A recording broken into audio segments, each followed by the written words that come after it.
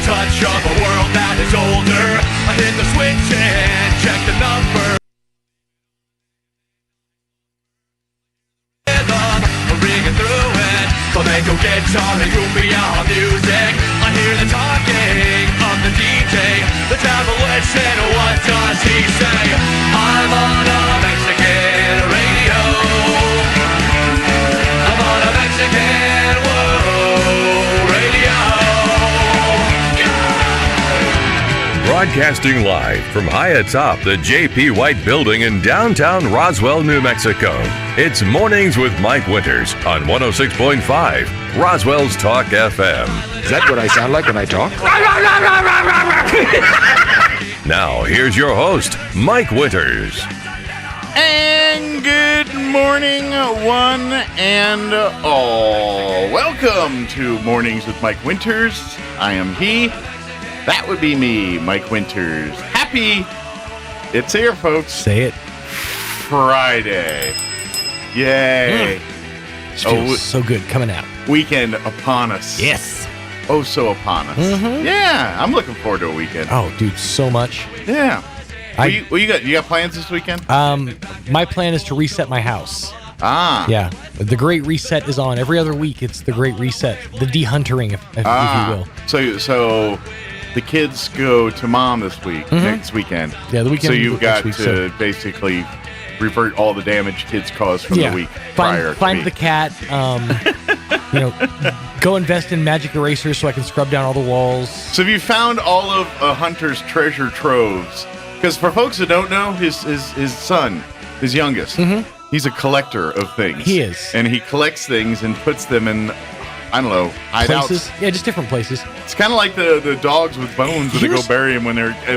Here's what it is. That what he's going? It's the most proof I've ever had that hoarding is genetic. Yeah? It's the most proof I've ever had because he's 2 and the kid's already finding places for stupid stuff, like stuff that's not necessary. This half a Cheeto would look real good right here in this drawer. It's like I'm watching my mom. Yeah? Like, I know, you can throw it away. I know it's technically plastic, so it could be used again, but you can throw it away. It's okay. It's all right. Shh, go ahead. You're gonna visit him when you're old and gray, and he's in his 20s, and starting life out with all that, and you're gonna go into his kitchen cabinet, and there's gonna be 57. I can't believe there's not butter empty tubs in there. Sure. Ready for Jello or whatever that we're never ever going to use. Right, just for the sake of conversation, you're saying I'm going to be old and gray in my late 50s? Yes. Okay, cool. Just so we're clear. Look at me. Fair enough. I'm pushing there, and I'm already old and gray. I would say old and gray. I'd say supple and off-white. Supple, thank you. Well, you take care of your skin. You moisturize. I can He's tell. nice and opaque. Okay. Speaking of taking care of yourself, let me give you the rundown for today's show. We're going to start this hour here in the 7 o'clock hour, about 7:15. Joining us from Loveless Regional Hospital will be RN Layla Salvo, and we're going to be talking about World Breastfeeding Week, which is generally the first week of August. And so she'll join us, and we'll talk all about that. And it's... I was just joking. We're talking a lot about food this Friday. We got World Breastfeeding Week. Of course, it's McDonald's Friday. Right. And then the fine folks at Loveless, when they come, they bring us those delicious breakfast burritos from the Loveless cafeteria. And so I'm in a quandary. Oh, yeah. No, very, very much. I'm going to be double fisting. I'm going to have like a McMuffin in one hand. Probably not. My doctors are not going to be happy with it. And a burrito in the other. But big thank you to Loveless for that, and of course McDonald's. But Layla will join us here, and we're gonna chit chat and talk about World Breastfeeding Week, and obviously other health stuff and kids and the good and just all of that world. The goodness. Yeah. So we'll chit chat about that, and I'll just sit quietly and eat a burrito. There you go. Yeah, just let the experts talk and just quietly just hear a quiet nom nom on the other side. Oh yeah. A little ASMR on one side and on the other side, information. Oh yeah. Oh yeah. Yeah. They knew what they were doing when they bring food here. They like, let us do the talking. It's like just like the Wayne's World 2 DJ. Absolutely. Fantastic. Fantastic. You betcha.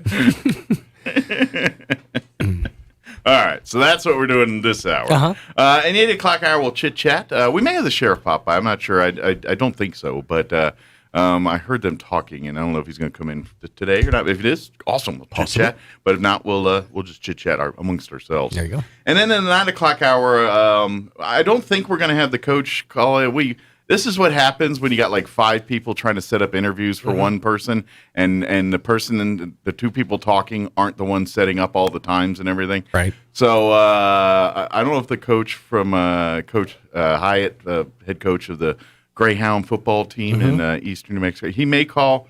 I don't think so, though, because I talked to him earlier this week. I was going to say, I thought we already had a conversation. And we had, of course, Paul Weir on yesterday. So I don't know.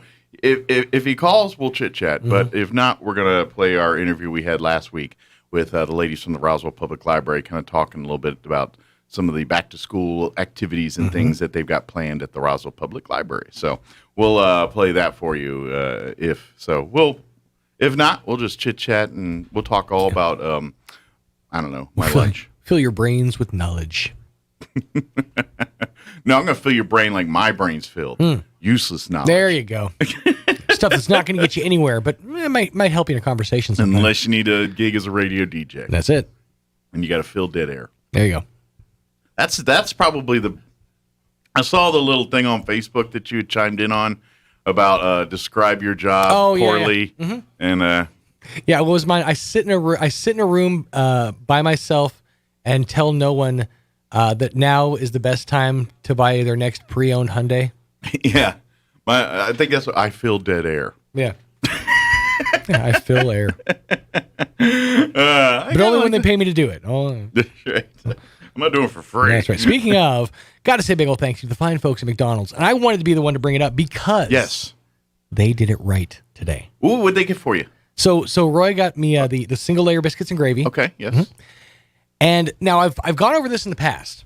I'm pretty sure that the standard way to serve biscuits and gravy, at least at McDonald's, is to split your biscuit and serve it open-faced, as in face up, the soft part on the top, the biscuit hardness part on the bottom. That sounds and then normal. gravy on top. That's a normal way to serve it. That sounds normal. So a couple of times I've had it now. They've flipped the script on me. They've opened the biscuit and served it face down. Yeah. Where the hard biscuit part is on the top. Crust side up. That's a game changer. Because it makes it to where it's basically the McDLT of your biscuits and gravy. Your gravy side stays gravy. It's like a gravy blocking barrier. Exactly. That crisp layer of biscuitiness in the middle just keeps everything perfectly separated. Keeps gooey, crunchy, gooey. It's perfect.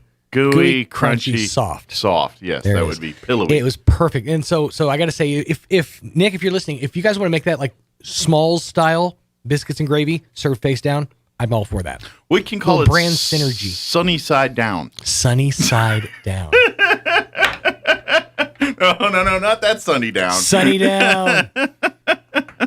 All right, I think it's a thing. Biscuits, ask for your biscuits and gravy sunny side down. Sunny side down or small style. They'll Nice. know what you're talking about. There you go. They're all listening. They probably won't be very specific They on will what you not. want.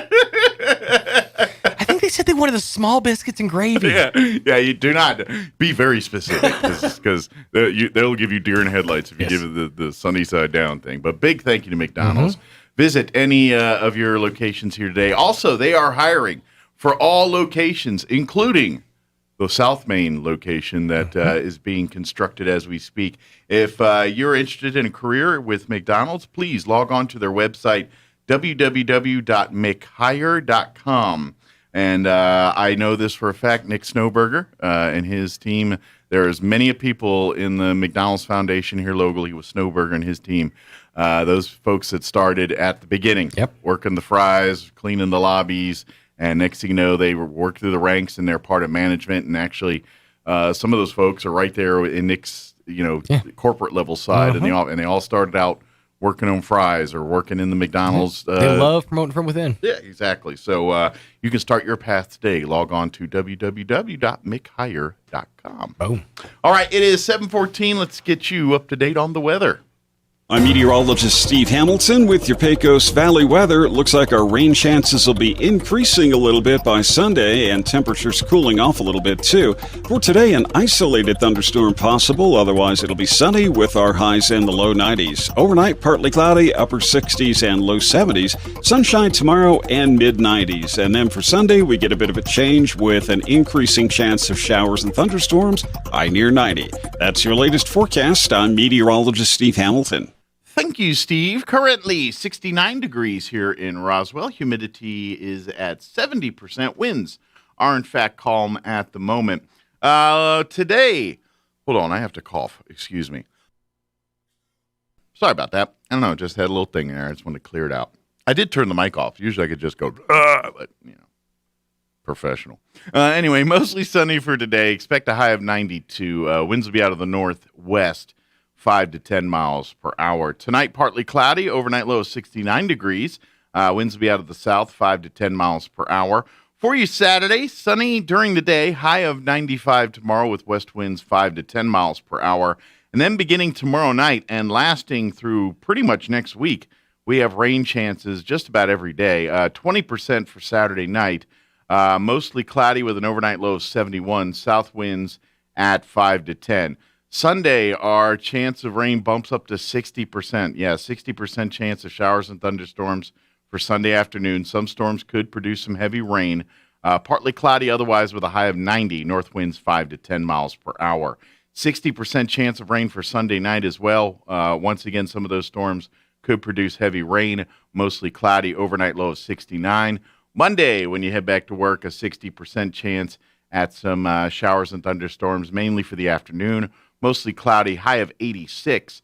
Tuesday, a 40% chance of rain, partly cloudy, and 89. And then Wednesday, a 40%, 30% on Thursday as well, highs upper 80. So a little bit cooler temps, too. We got low 90s today, mid 90s tomorrow, and then Sunday on, we'll be floating at temps right there in the upper 80s to 90 with those rain chances there, too. So maybe a touch cooler. But you know how that works. We learned with all that rain we got before, we trade in the rain for or the lower temperatures for higher humidity, which cancels each other out. So it is what it is. All right, it is 7:17. Let's do this. Let's go and take a quick commercial break. And then on the other side of the break, we'll have Layla Salvo with Loveless Regional Hospital join us on the other side. Don't go away. You're listening to Mornings with Mike Winters. It's an idea whose time has come.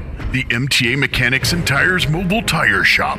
No longer will the drama of auto service ruin your entire day. Instead, MTA Mechanics and Tires will come to you.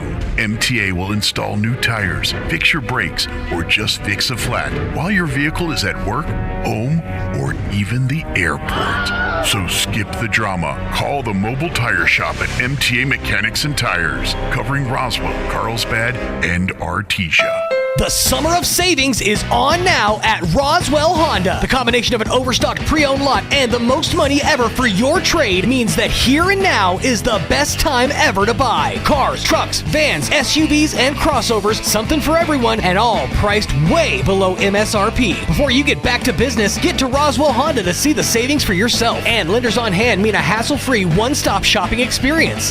Dive into the summer of savings on now at Roswell Honda. 2177 West 2nd.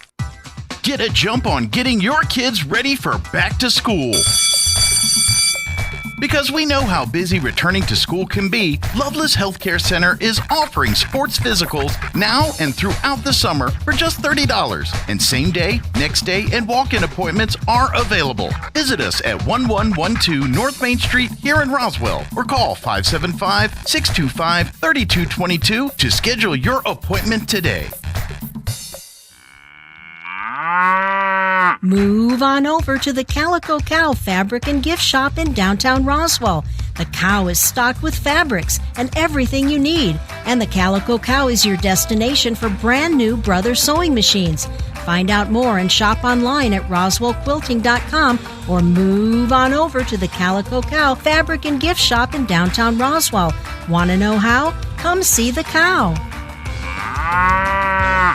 Otto von Bismarck is said to have quipped, "Laws are like sausages. It's better not to see them being made." While that's a great line, we respectfully disagree. We're New Mexico Foundation for Open Government, a nonpartisan, not-for-profit organization that exists to promote transparency in government, so you not only know what's happening, but why and by whom. Because what you don't know can hurt you. Visit nmfog.org and become a member today. Sponsored by New Mexico Broadcasters Association. Here's a Mornings with Mike Winters fun fact. Slugs have 4 noses, but no fingers to pick them. Here's Mike Winters. And good morning. It is 20 minutes after 7 o'clock, and joining us in studio this morning from Loveless Regional Hospital, RN Layla Salvo. Good morning. How are you today? Good morning. Good. Thanks for having us. Good. Let's move that a little closer. I For forgot. sure. We got to talking about Bob Ross and forgot to tell her how to use the button. Right? First off, good morning. Thanks for spending some time with us. Thanks. Thanks for having us. I know all the medical staff, especially when you're working in the office, usually first thing in the mornings. I'd say all day's busy, but that's kind of the part of the day where you're kind of figuring out, all right, let's see our patient case who we're seeing and getting all. So I appreciate you spending some time while people patiently wait for you guys to get ready and everything. Thank you. Good deal. Happy to be here. So what we're talking about this week is the first week of August, 1st through 7th, I think, is officially the time frame here. That's right. They celebrate World Breastfeeding Week, and this is actually, and I say world, it's like 120 countries. Yeah. I was reading online about the world, and so this and the thing I've read as well is they've been doing this for like 30 some years or something. It's not new. It's just something that's. I mean, I guess. It's not like people like, what are you doing for World Breastfeeding Week? It's not one of those things, but how are you celebrating World Breastfeeding Week? We're having a party. But, it's something that obviously there's been, and I would think the whole purpose of this is to promote the fact that breastfeeding, if you can, is the way to go for your children as far as health and benefits and things like that. And I'm guessing, and maybe you can help me because I'm almost 50. I'm in that. So I was a child of the 70s and things. I think that was a time frame where they weren't so promoting of breastfeeding and things. Because I'm and I could be wrong because I was a baby then. But the way I remember some of that stuff was and maybe this is why about 30 years ago is when they started this. Was there a trend in that time where people? Less and less mothers were going the way of breastfeeding and going through the formulas or the more convenient ways of doing Absolutely. it. And then is that kind of why we, about 30 years ago, this all started? A little bit more than 30 years ago, I think we saw women entering the workforce and leaving babies. And so that was a prime opportunity for formula companies to step in and market a product that would enable moms to, go into the workforce, leave babies with somebody else. So breastfeeding started to fall out of favor. Gotcha.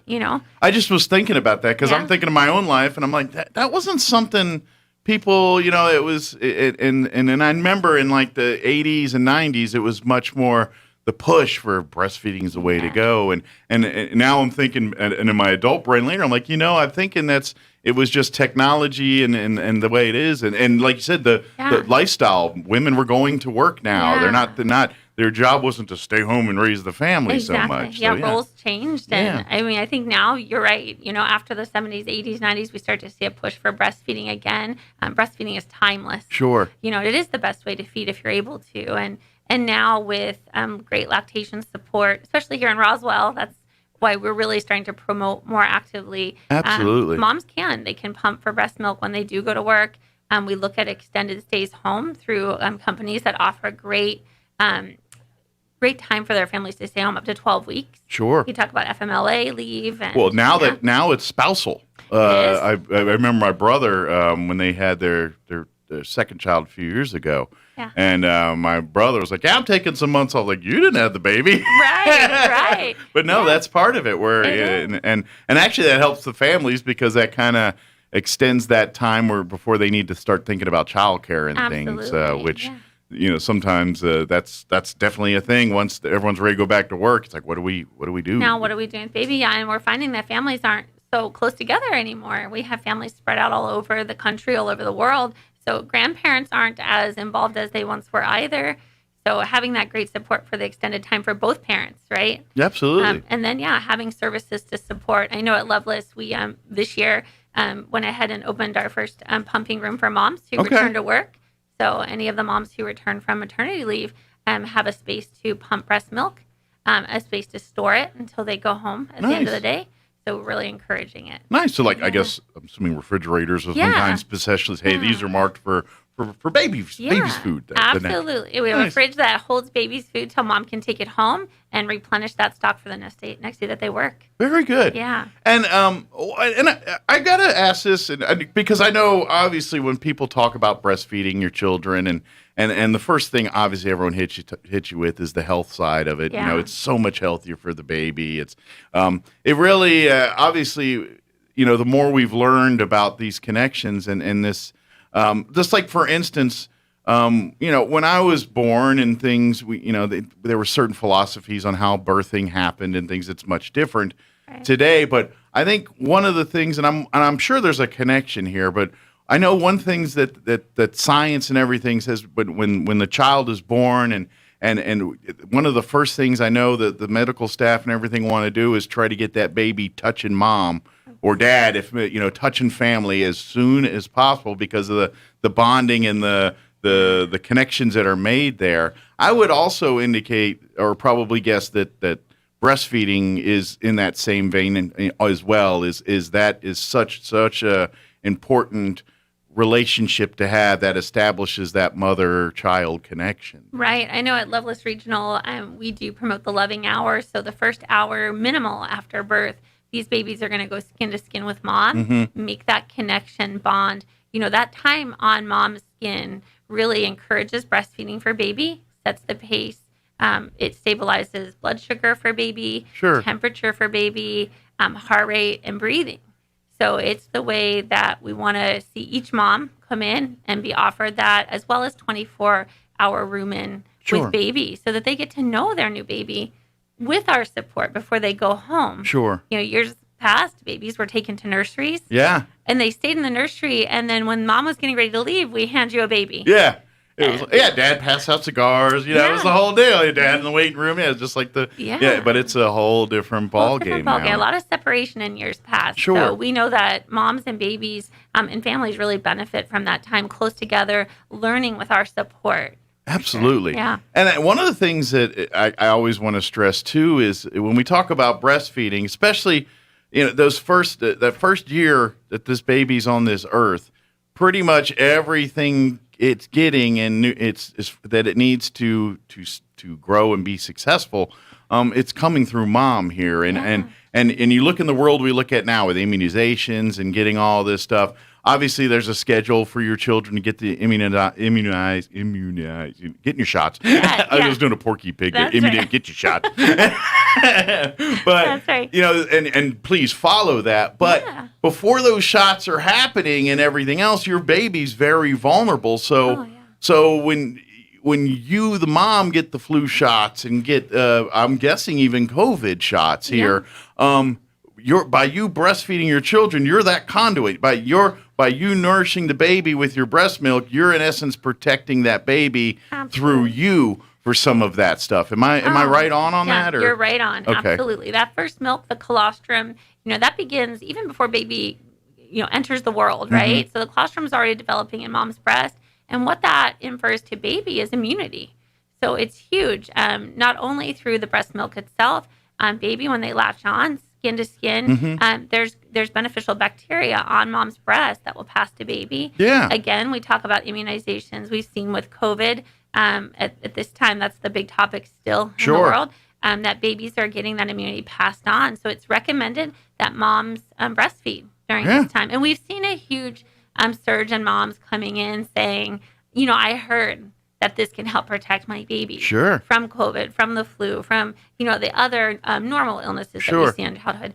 So it's not a good time. COVID's not something any of us want to see, and we all want to see it get out quick. Sure. But it has brought a higher number of moms asking about breastfeeding. Sure. Yeah. Breastfeeding really is, God, Mother Nature's way of they thought this out pretty good when they were, with these humans and how we come to be, and there's a plan for all of that, and that's nature's way, God's way of helping us out here. Absolutely. Yeah. So please.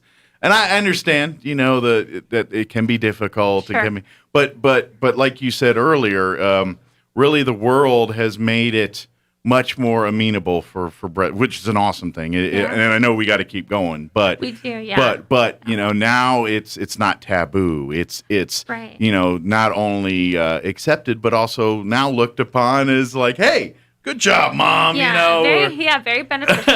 And that's what's nice. I mean, I feel like in the last probably 2 years that even here in Roswell, we've really stepped up the game on lactation services. So moms who come in to the hospital to deliver, they have our services. And when they go home, if they're struggling, if they hit a road bump, breastfeeding, while natural, sometimes it's challenging. Sure. Just like motherhood, right?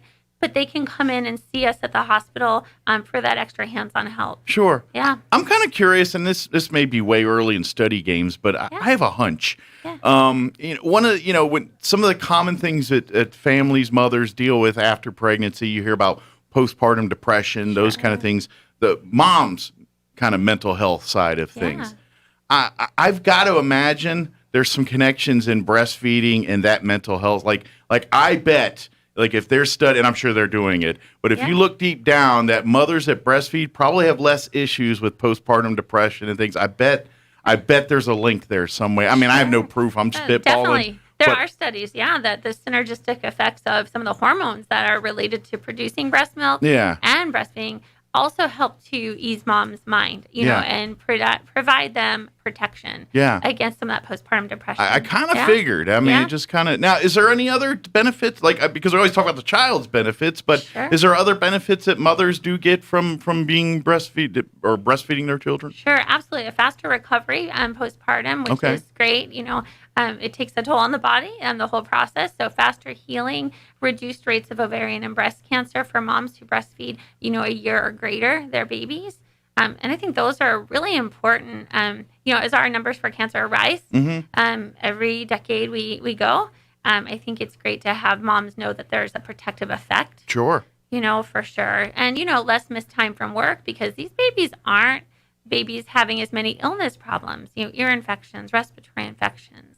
So we see that protection there as well. Absolutely. And it makes sense because, I mean, it's nature's medicine. Yes, it really and it's made just for that baby. Yeah. It's custom made for your baby at the time that the baby's nursing. Absolutely. And it changes. I always tell moms it changes from the time that you have your baby for as long as your breastfeeding journey lasts. Sure. Now, does nutritional benefits change at all with breast milk when versus storing it in the fridge? I mean, obviously people are busy and on the go, and so all of that's okay and good. But I mean, pardon the joke, but is straight from the tap more nutritious than pumping and then saving it for later, or is there no difference there? So we always encourage, babies directly to breast are going to get the milk and that the body's intending for them to have at the time. And that's developmentally appropriate, right? Gotcha, yeah. And it's also appropriate for what they're encountering in the world when we talk about exposure to illness, right? Mm-hmm. So if, little Timmy gets exposed to, the flu and mom has those antibodies, we're protecting Timmy.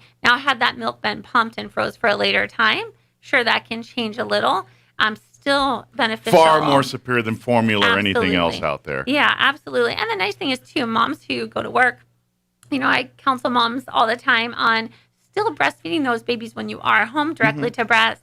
So in the morning before work, if it's something you're able to do, when you come home in the evening and through the night, and then on the weekends or holidays, still take that baby directly to breast and then pump only when you're away. Gotcha. Yeah. Makes sense. I do want to ask some questions that this is the area that I have no expertise in. So if these sound stupid, please understand it's coming from a guy. No stupid question.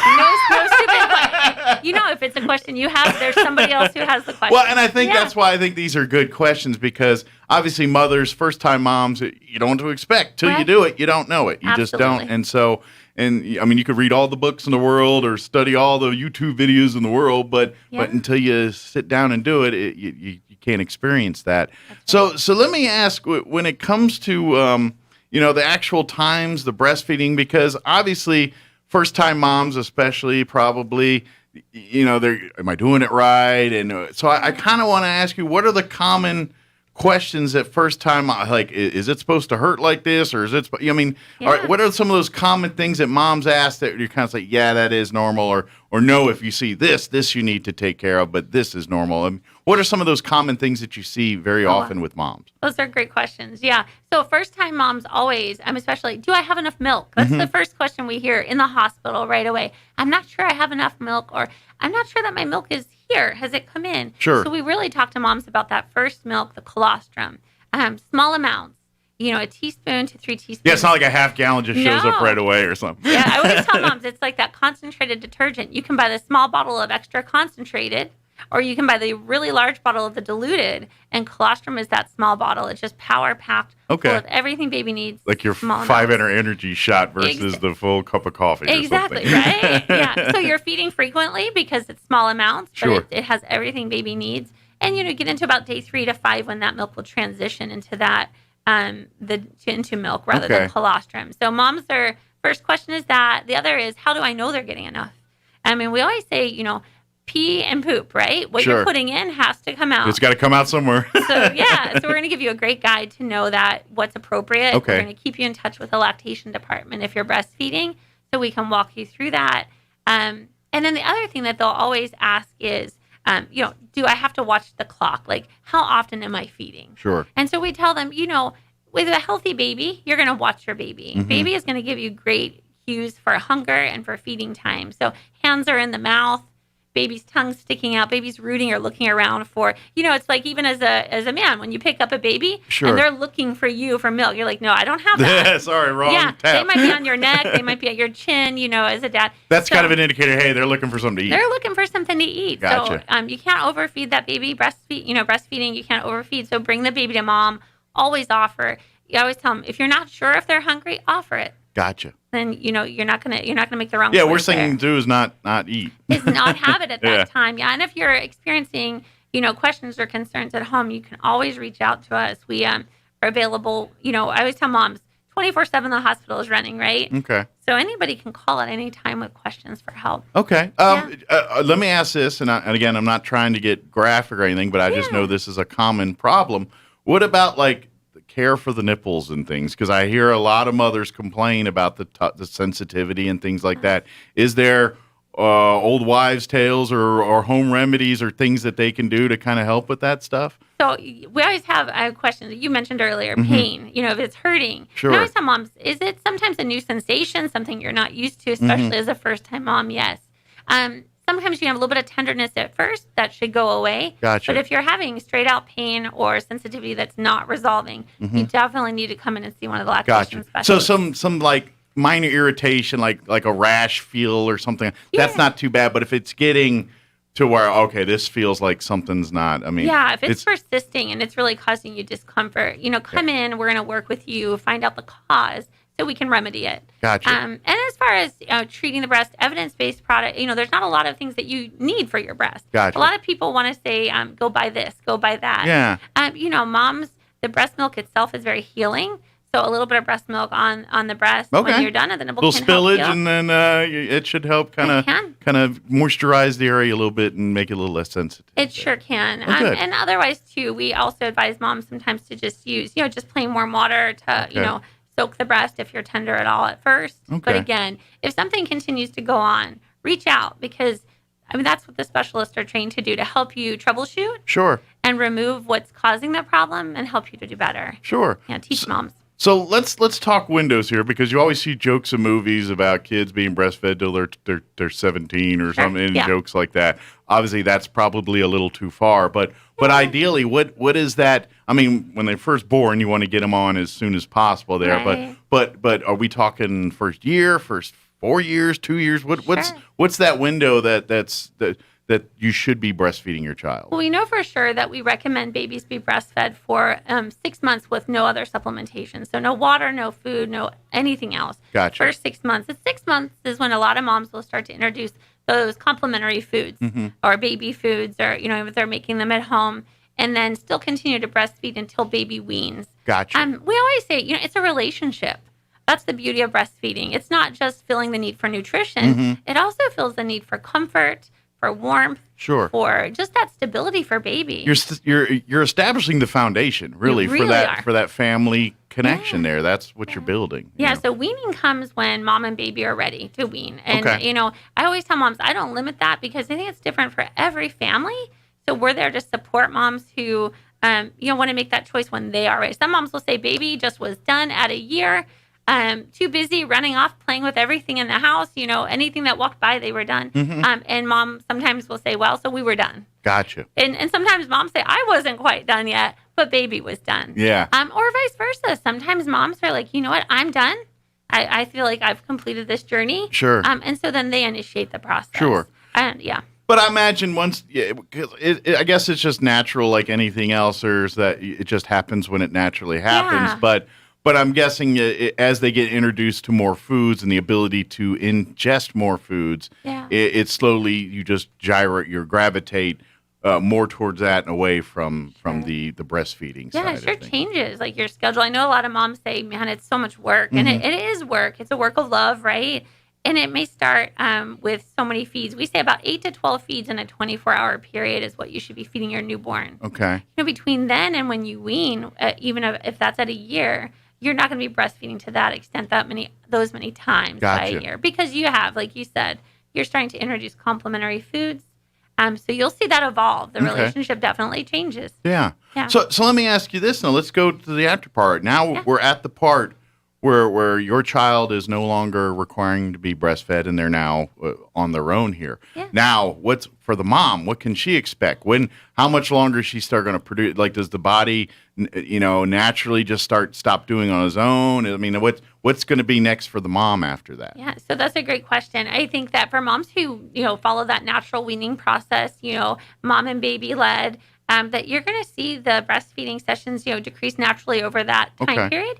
So the weaning experience and mom drying up won't be as profound as if you were just a stock cold turkey. Gotcha. Right in the middle, because your breast has already adapted. That's the nice thing. Your breast will adapt in making milk to what the baby's using. Okay. So as baby slows down using as much milk or taking as much milk or having as many sessions, you're going to see that milk decrease. So it has its own little, I guess, measuring cup in there and kind of says, hey, it's not, I don't need to make anymore. There's, and it basically, I know I'm being very rudimentary, but but sending messages. Yeah. I always tell moms that breastfeeding is it's dependent on supply and demand, right? And removing the milk the right way sets the tone, fully to make enough milk for your baby. At the same token, when you wean baby or baby decides to wean together, you're going to see that natural decrease and your breast will accommodate. So the body sends messages all the time to what you need. Okay. And this is just one of those needs as well. So breast milk production would depend on that. Okay. Mom will start to use less. Brain will say, okay, I don't need to make as much milk. Sure. And so it'll be a less challenging process. Now, is it pretty common where, obviously, when we talk about hormones and those types of things, because mom's basically is concocting the super cocktail in their breastfeeding here, which I imagine it's churning out the different the nutrients and things, but at the same time, I also got to imagine it's messing with hormones and things like that. How is that journey for mom? Is that pretty common to see?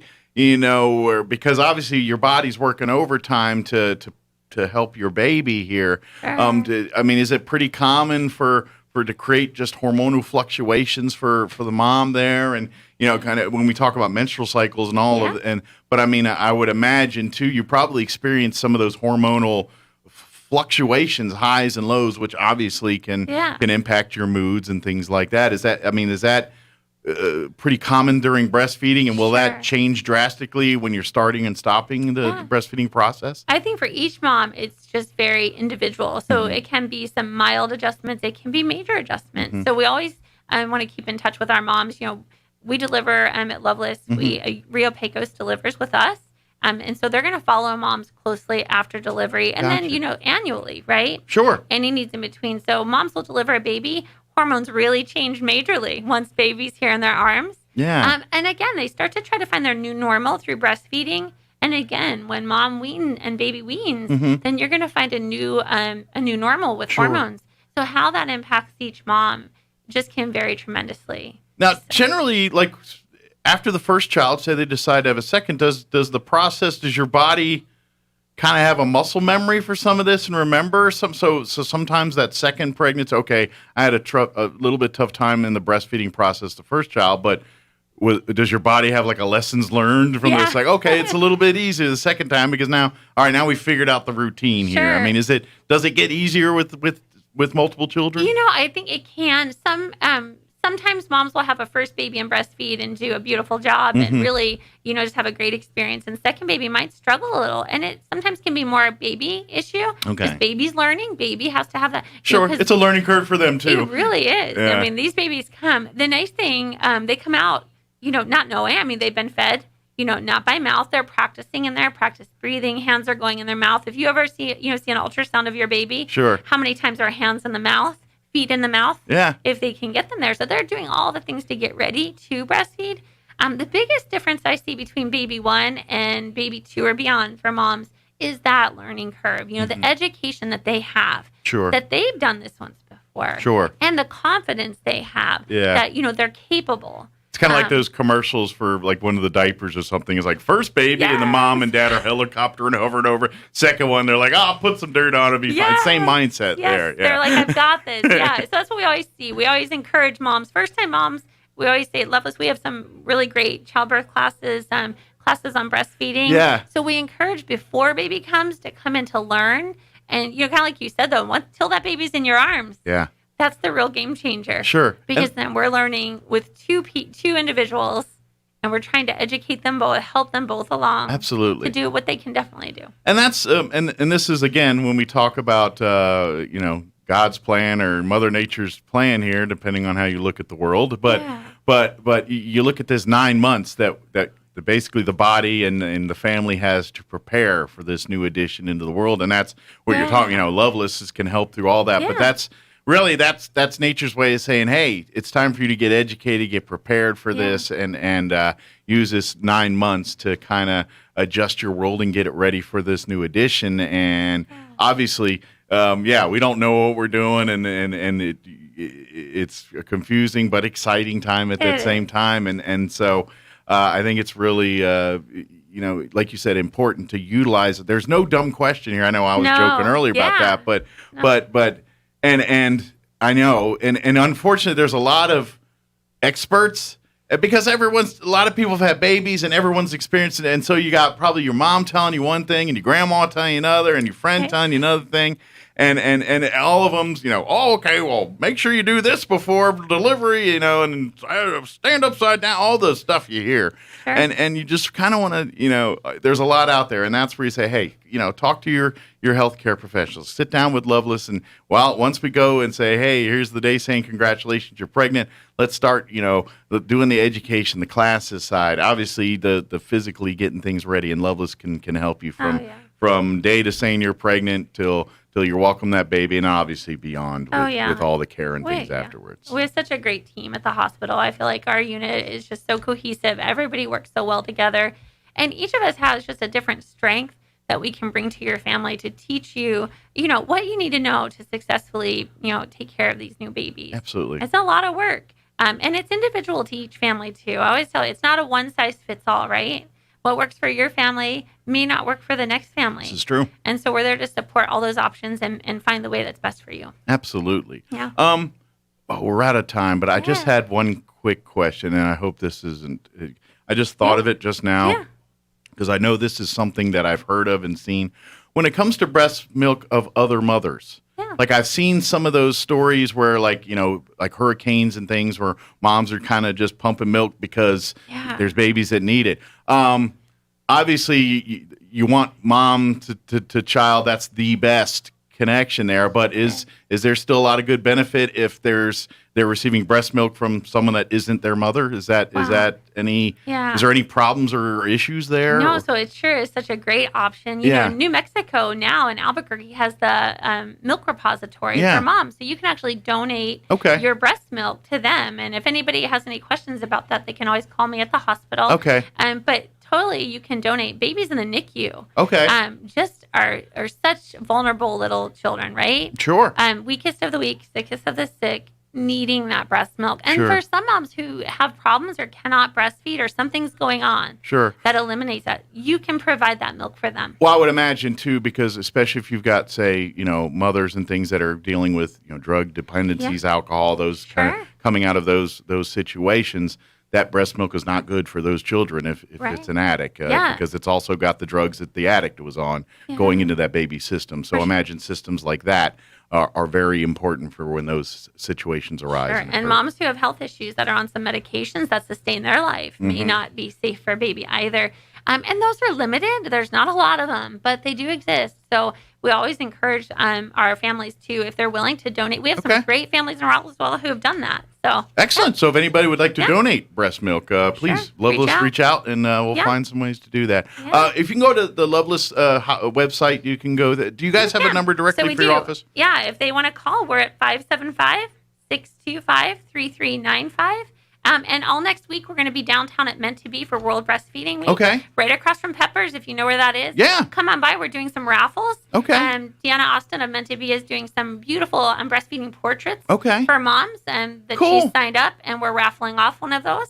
A diaper cake through Loveless, and then all of our education about what we provide for moms to be and families to be will be there. Meant to Be Monday through Friday, 9 to 5. All next week. Yeah, so come on out again, right across from Peppers. And come by, learn more. And everybody likes free swag. I don't care. Oh gosh, take it all. I take everything. And absolutely. And even if you're like, okay, I'm not pregnant yet, but you know what? We're planning to have a kid in the next year here or so, and let's, it's never too early to start planning that kind of stuff. Never too early and never too soon to come in and learn about what we have to offer. Excellent. Leila, is there anything we missed? Anything we wanted to get out there? Or did we get it? Yeah, I think you got it all. Well, thank you very much. Appreciate you spending some time with us. Thanks for having some fun with us. And thank you for the burritos. Thank you guys for bringing the burritos. My doctor's gonna be mad at me today because I'm having a cheat day. Every now and then, right? Every now and then. It's so worth it. It is. Agreed. Thank you very much. Have an awesome weekend. We'll see you next time, okay? See you next time. Thank you. All right. Take care. Bye-bye. It is 7:52. Let's pause for news, quick break, and also your town hall business update. Don't go away. Now for a Pecos Valley news update, I'm Jared Cirillo. The Roswell Police and Fire Department are inviting the public to join them at National Night Out this Tuesday at the Roswell Convention Center parking lot. The event will run from 5 to 9 p.m. Chavez County Sheriff's Office, Dexter Police, Hagerman Police, and New Mexico State Police are also planning to be part of the annual event. Also participating will be American Medical Response, Care Flight, New Mexico Department of Game and Fish, New Mexico Department of Health, and the 5th Judicial District Attorney's Office, which plans to bring a couple of its court facility dogs. The law enforcement, fire, and medical agencies will have some of their vehicles and equipment at the event for people to check out firsthand while they visit with the first responders. And McGruff the Crime Dog is also scheduled to make an appearance. There will be a couple of jolly jumps for kids to enjoy, and the event will feature free hot dogs and drinks, as well as free pizza provided by Domino's. You're up to date. I'm Jared Cirillo. You may have seen the news that certain people are playing songs when someone else is recording a video, so YouTube will take the videos down. Why? Copyright violations. So when is it legal to record a video? I'm Kim Commando with the answer, brought to you by LinkedIn. Post a job for free and find qualified candidates fast at linkedin.com/Kim. Now, I'm not an attorney and this is not legal advice, but generally, you have a legal right to record everything you see happening around you, as long as you're on public property or even private property if the property owner doesn't object. But what about the police? Can you record them? The answer is yes, and they shouldn't ask you to stop, especially in your own home, on the street, or out in public. If they do, you have an immediate decision to make. Either obey or you may be arrested. Be sure you're not endangering anyone while recording. When you get to court, Tell the judge everything. You'll probably win, but the time, trouble, and money you'll spend may not have been worth it. Get more tech news 24/7 at Commando.com. You've heard me talk about how important it is to have a VPN to protect your online privacy. I only recommend brands to my listeners that I believe in, and I can say with full confidence that ExpressVPN is the best VPN on the market. First, ExpressVPN doesn't log your online activity. Lots of cheap or free VPNs make money by selling your data to advertisers, but ExpressVPN doesn't. They even developed a technology, Trusted Server, that makes their VPN servers incapable of storing any data at all. Secondly, ExpressVPN now uses Lightway, a new VPN protocol they engineered to make user speeds faster than ever. Some VPNs slow your connection, but ExpressVPN is always blazing fast. Plus, it's easy to use. Just fire up the app and tap to connect. So protect yourself with the VPN I use and trust. Go to expressvpn.com/Kim today and get an extra 3 months free on a 1-year package.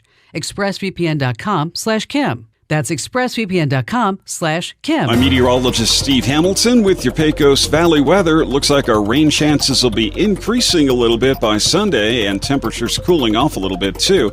For today, an isolated thunderstorm possible. Otherwise, it'll be sunny with our highs in the low 90s. Overnight, partly cloudy, upper 60s and low 70s. Sunshine tomorrow and mid-90s. And then for Sunday, we get a bit of a change with an increasing chance of showers and thunderstorms, high near 90.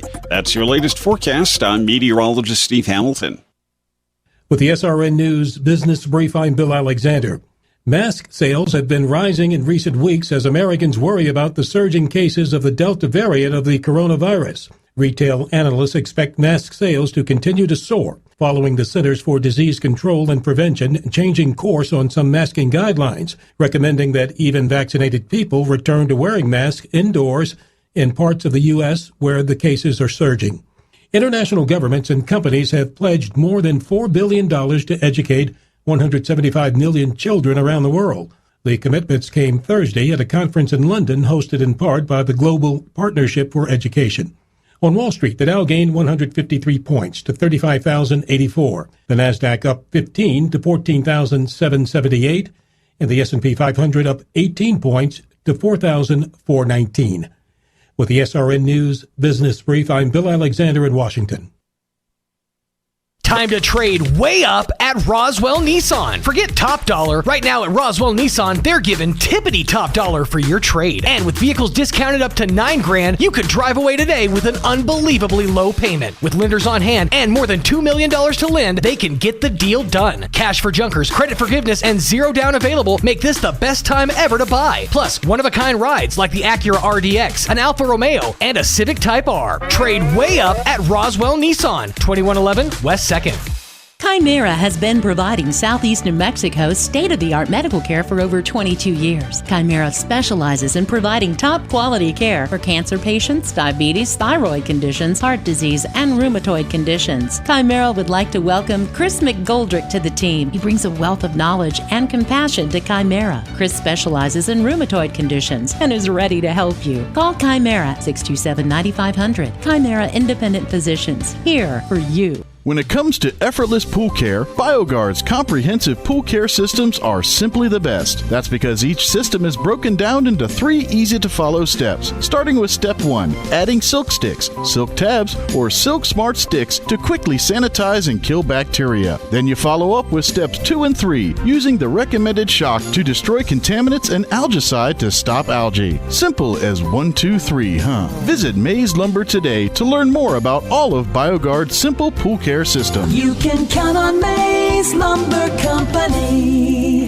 Hi there, it's Gene Dow, Vice President General Manager of Pecos Valley Broadcasting Company, with exciting news for us. We've got openings in our sales department, in our Roswell office, Artesia office, and in the Carlsbad market. You would build and maintain business-to-business relationships, sell ideas, market and sell local high school sports, Dallas Cowboys football, radio and digital TV advertising. You will be trained by and become part of a veteran sales team. The pay is based on job performance. Prior advertising or sales experience is helpful. Starting salary is $21,600 annually, but with success, you can grow your income to $60,000 $60,000 a year. Work hours are generally Monday through Friday, 8 to 5. There are some exceptions, and you'd be based in the town where you live. Now, these positions are open right now, so to apply, contact Thomas Beard, General Sales Manager, at 575-746-2751. Pecos Valley Broadcasting Company is an equal opportunity employer. Here's a Mornings with Mike Winters fun fact. Sigmund Freud once believed that cocaine could be used to help treat a morphine addiction.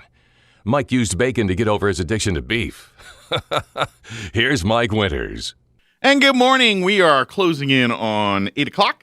Town Hall News. Coming up next, we'll be back on the other side of Town Hall News. Don't go away. Well, you can, but come back in like a few minutes. You got to get a bathroom break or McDonald's run. Do that, and then we'll be back on the other side. But you're listening to Mornings with Mike Winters right here, 106.5. Don't go away. Here's a Mornings with Mike Winters fun fact. The Goodyear Rubber Company researched and concluded that shoes wear out faster on the right foot than on the left. To fix this, just walk backwards for half the day. Here's Mike Winters. I'm Rich Thomason. It is a mixed bag of news about the U.S. economy. On the one hand, American consumers stepped up their spending by 1% last month. On the other hand, a key gauge of inflation surged 3.5% in June from a year earlier, the largest year-over-year increase since 1991. If you work for Uncle Sam, roll up your sleeve. With cases of COVID-19 on the rise in many parts of the nation, President Biden announced new requirements for federal workers and contractors. It's time to impose requirements on key groups to make sure they're vaccinated. Federal workers and contractors will be required to sign forms attesting they have been vaccinated or be subjected to new rules on mandatory masking, weekly testing, and other rules. Biden also directed the Defense Department to look into adding the COVID-19 shot to its list of required vaccinations for members of the military. Mike Gracia, Washington. It brought down trees and power lines, damaged homes and businesses. A suspected tornado touching down in Bucks County, eastern Pennsylvania, last evening. This is a devastating tornado that came through. There's a lot of structural damage in this area. The Ben Salem Township Public Safety Director on WPVI saying that 5 people suffered minor injuries. The building housing a car dealership partially collapsed. On the other side of the state, across the line in Wintersville, Ohio, a couple of dozen homes damaged in severe weather, but no reports of anyone injured there. More than 200 people have arrived in the United States from Afghanistan. The first evacuation flight for Afghans would work alongside Americans as interpreters in Afghanistan. On Wall Street right now, stocks are lower. The Dow is down about 25 points. The NASDAQ Composite Index off 67, and the S&P trading 12 points lower. More on these stories at townhall.com. Hey, I'm Andy.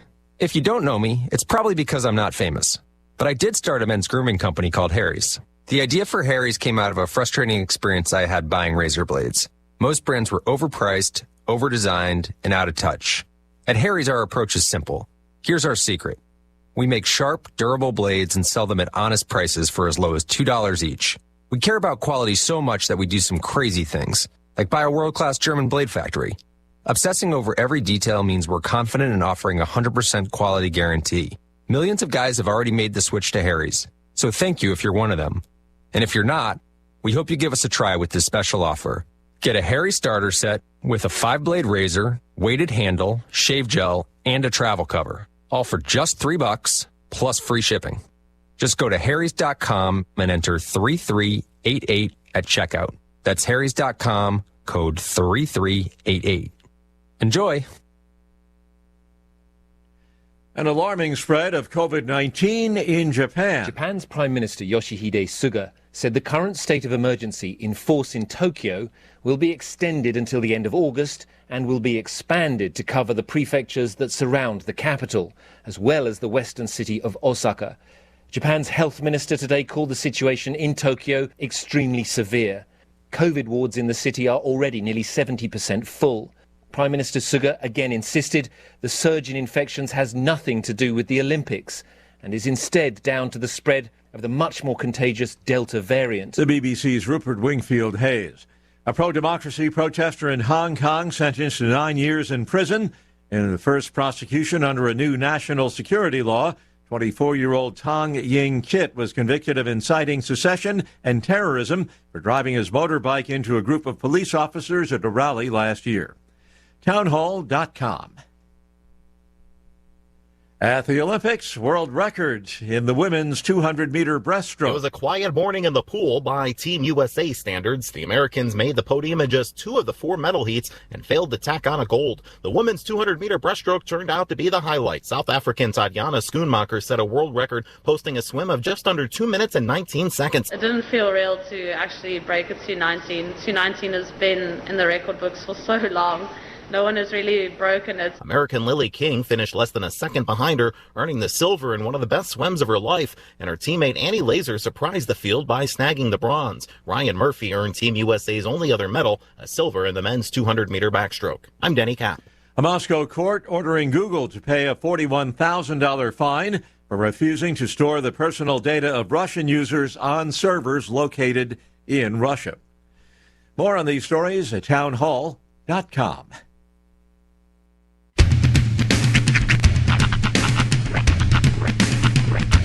What in the wide, wide world of sports is going on here? I promise you, whatever scum did this, not one man in this force will rest for 1 minute until he's behind bars. Now let's grab a bite to eat. Yeah, come on. I feel the hot wind on my shoulder and the touch of a world that is older. I hit the switch and check the number. I hear the rhythm ringing through it. Flamenco guitar and cumbia music. I hear the talking of the DJ. The travel listen, what does he say? I'm on a Mexican radio. I'm on a Mexican radio. Broadcasting live from high atop the J.P. White Building in downtown Roswell, New Mexico. It's Mornings with Mike Winters on 106.5 Roswell's Talk FM. Is that what I sound like when I talk?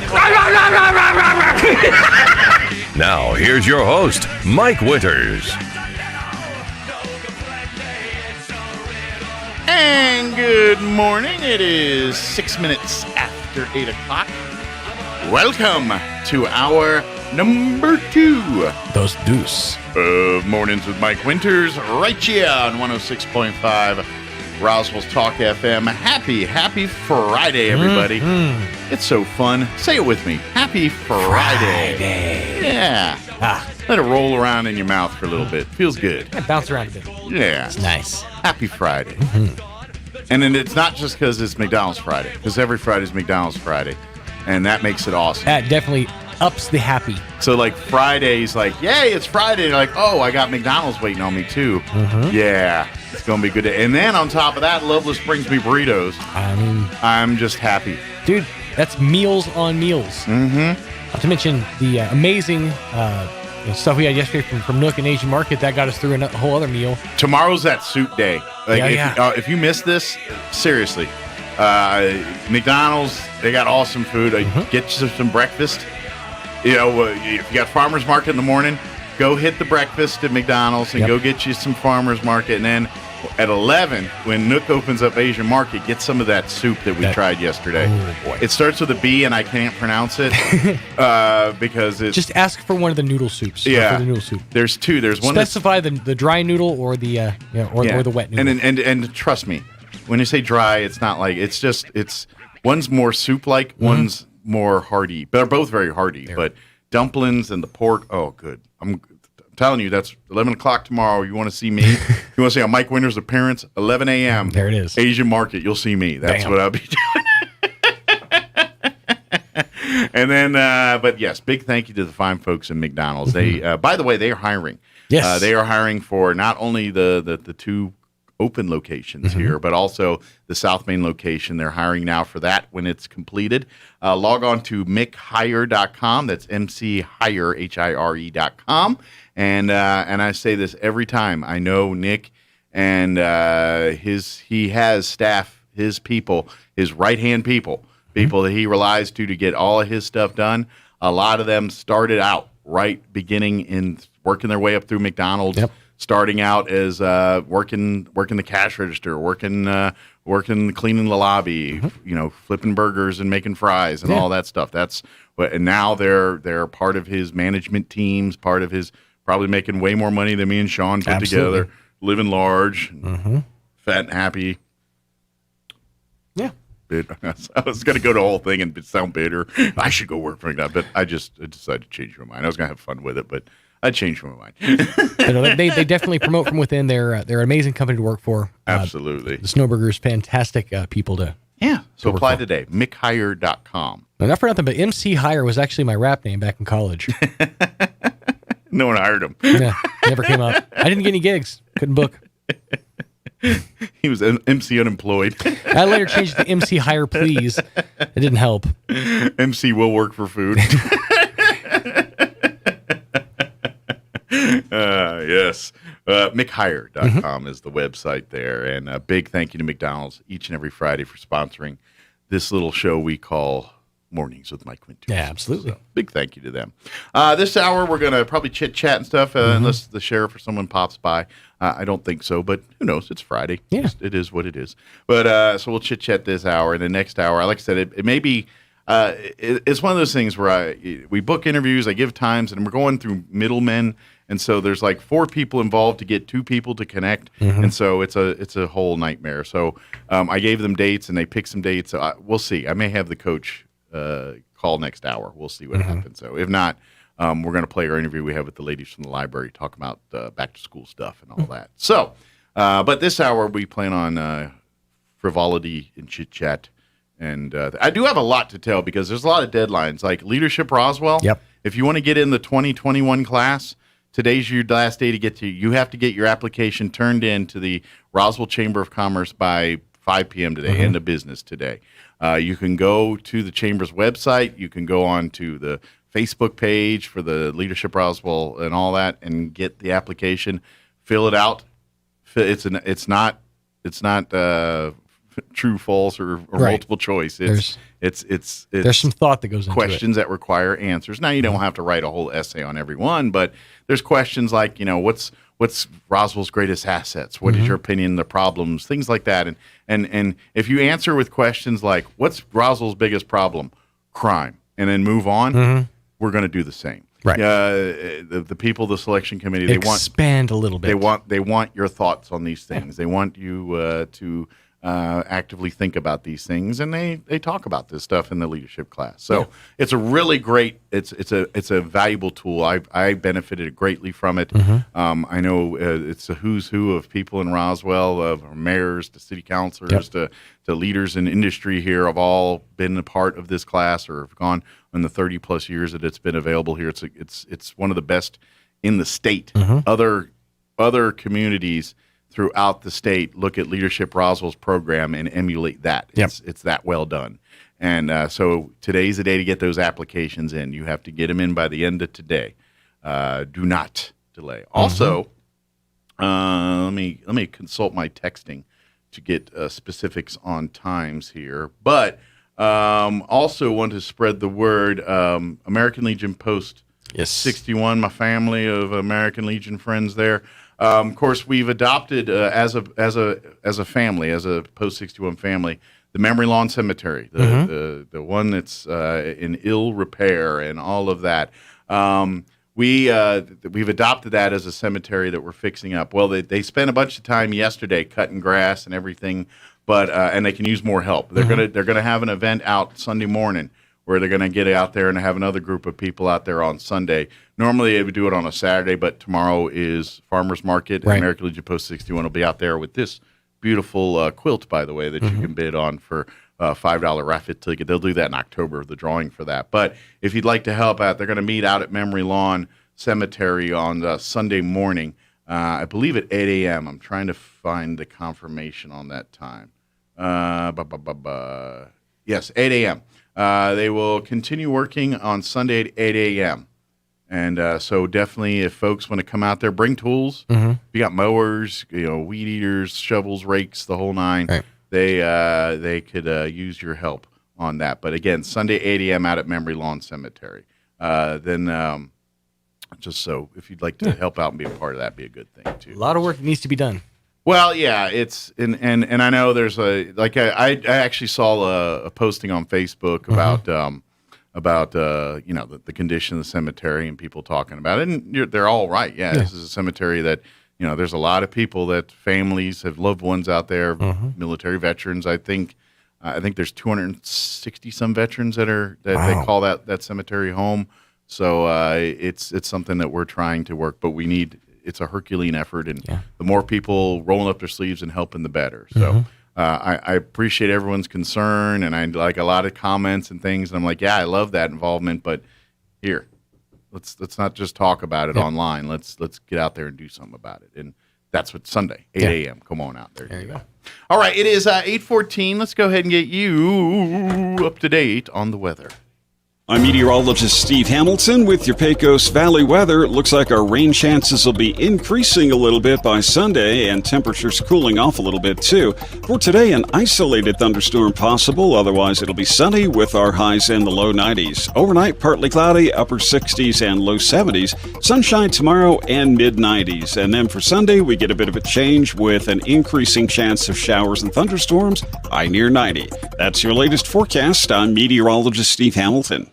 Thank you, Steve. And currently, let me bring my weather up. I apologize. I was busy playing with my McDonald's unsweet tea. I was putting some beverage in there. Currently, 74 degrees here in Roswell. Humidity is at 62%. Winds currently out of the west at 5 miles per hour. Mostly sunny today. Expect a high of 92. Winds will be out of the north, 5 to 10 miles per hour. Tonight, partly cloudy with an overnight low of 69 degrees. Winds will be out of the south at 5 to 10 miles per hour. For you Saturday, during the day, no talk of rain. Sunny skies, a high of 95. West winds 5 to 10 miles per hour. Saturday night, beginning Saturday night and continuing for a good hunk of next week, we have rain chances just about every day evening there. 20% chance of rain for Saturday night. Mostly cloudy, overnight low of 71. South winds 5 to 10. Sunday, we're looking at a 60% chance of afternoon showers and thunderstorms. Some of those storms could produce some heavy rainfall, partly cloudy otherwise with an a high of 90, north winds 5 to 10 miles per hour. Sunday night, also a 60% chance of showers. Once again, some of those storms could produce heavy rainfall, mostly cloudy, overnight low of 69 degrees. And then Monday, once again, 60% chance of showers and thunderstorms. Mostly cloudy, high of 86. Tuesday, a 40% chance of rain, partly cloudy, and 89. Wednesday, 40% chance of rain, partly cloudy, 88. Thursday, a 30% chance of rain, partly cloudy, and 87. So a little bit cooler and some rain chances, really beginning Saturday night there. All right, it is 17 minutes after 8 o'clock. Let's go ahead and pause, take a commercial break. We'll be back on the other side. Don't go away. You're listening to Mornings with Mike Winters. Move on over to the Calico Cow Fabric and Gift Shop in downtown Roswell. The Cow is stocked with fabrics and everything you need, and the Calico Cow is your destination for brand new Brothers sewing machines. Find out more and shop online at roswellquilting.com or move on over to the Calico Cow Fabric and Gift Shop in downtown Roswell. Want to know how? Come see the cow. The summer of savings is on now at Roswell Honda. The combination of an overstocked pre-owned lot and the most money ever for your trade means that here and now is the best time ever to buy. Cars, trucks, vans, SUVs, and crossovers, something for everyone, and all priced way below MSRP. Before you get back to business, get to Roswell Honda to see the savings for yourself. And lenders on hand mean a hassle-free one-stop shopping experience. Dive into the summer of savings on now at Roswell Honda. 2177 West 2nd. If you have a student who's ready to further their education, think Eastern New Mexico University first. The state of New Mexico, through the Lottery Scholarship Program, will pay 100% of your student's tuition if you are a New Mexico resident. Don't miss out on this great opportunity to further your student's higher education at the only 4-year university on the High Plains. For more information, visit enmu.edu. Explore, experience, excel. Eastern New Mexico University. It's an old story. You go on vacation, you relax, you have a good time, and then you come home to a world of disarray. Your mail is backed up. You have 100 messages on your voicemail. Your lawn is 3 feet tall, and your pool has developed a nasty algae problem. Well, the good people at BioGuard can't solve all your problems, but they can help you with your pool. So before you go on vacation, stop at Mays Lumber at 115 South Virginia in Roswell and ask about their special vacation plan. BioGuard has a wide variety of products that will find algae and take care of your pool. So when you come home from your vacation, you can depend on your pool to relieve your stress and not add to it. Because BioGuard guards more than your pool. They guard your time, your vacation, and your peace of mind. BioGuard at Mays Lumber, 115 South Virginia in Roswell. We cut to order, special order, products old and new. You can count on Mays Lumber Company. Celebrate the 80th anniversary of the last escape of Billy the Kid at Old Lincoln Days, Friday, August 6th through Sunday, August 8th in historic Lincoln, New Mexico. The annual folk pageant portrays Billy the Kid's last escape and the notorious Lincoln County War, complete with food vendors, live music, arts and crafts, a parade, and so much more. The 80th anniversary is extra special, with concerts every day included in the pricier ticket, featuring the Clay Mack Band on Friday and Saturday night, and Susie Weber Hildman with Olivia and Dan Hildman on Sunday afternoon. Admission is only $10 for adults. Kids 6 through 12 are $6, and kids 5 and under are free. Tickets are available at the gate beginning at 10 a.m. each morning.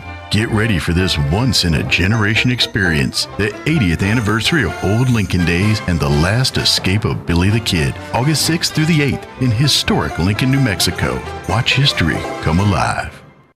Mow, dig, haul, lift. The versatile Kubota BX Series subcompact tractor does it all. Switching attachments is simple, and a smooth hydrostatic transmission makes for easy operation. The Kubota BX Series, the #1 selling subcompact tractor in the U.S. for over 10 years.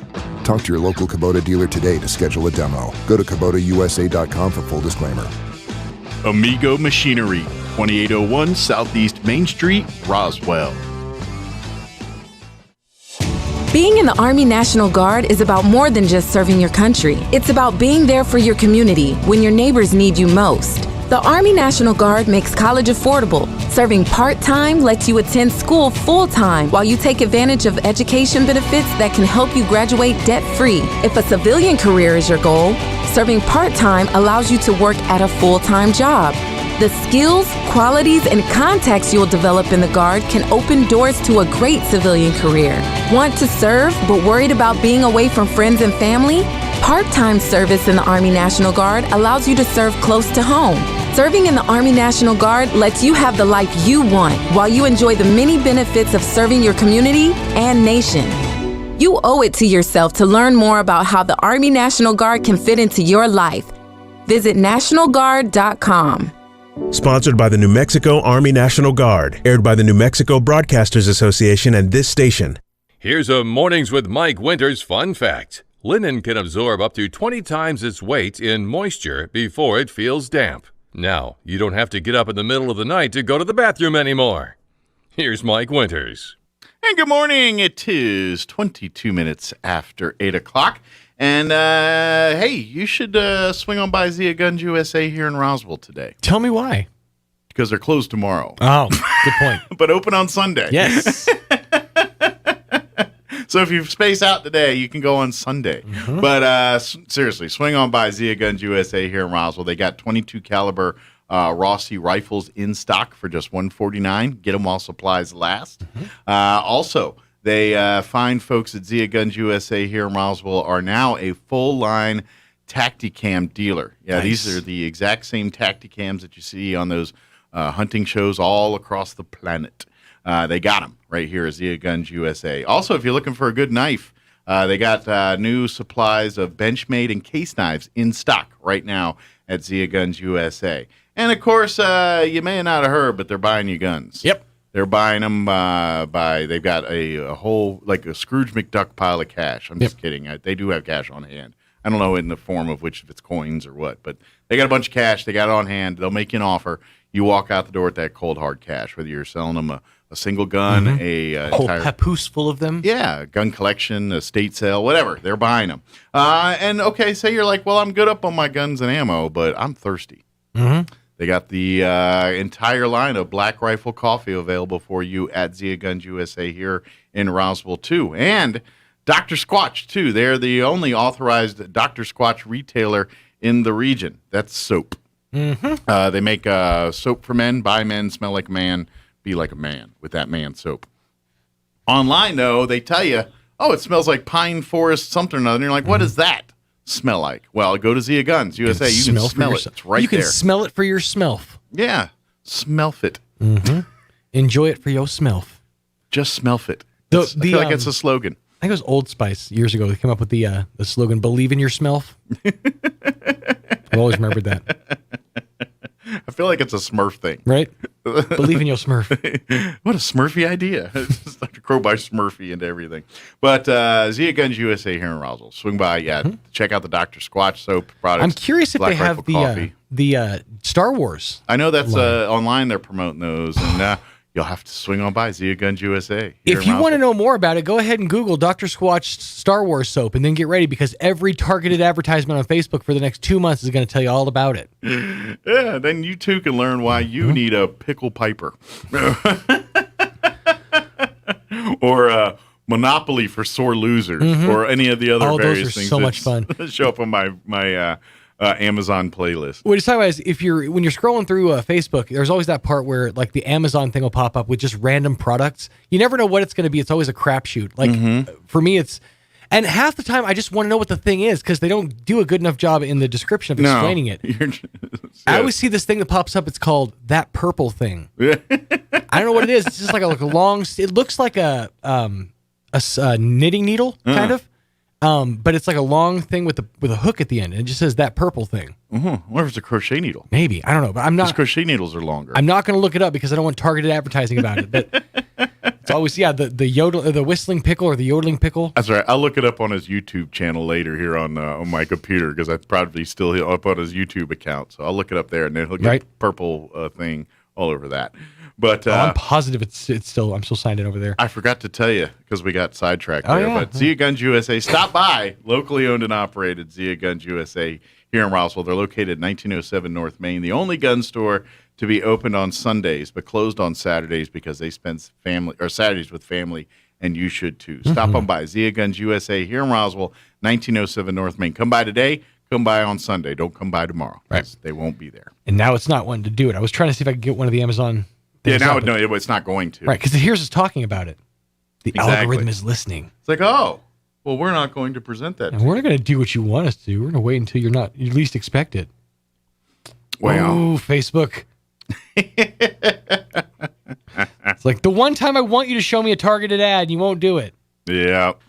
Sorry. Doggone you. Oh, well. You know what? I'm trying to decide if I want to see this Disney Jungle Cruise movie.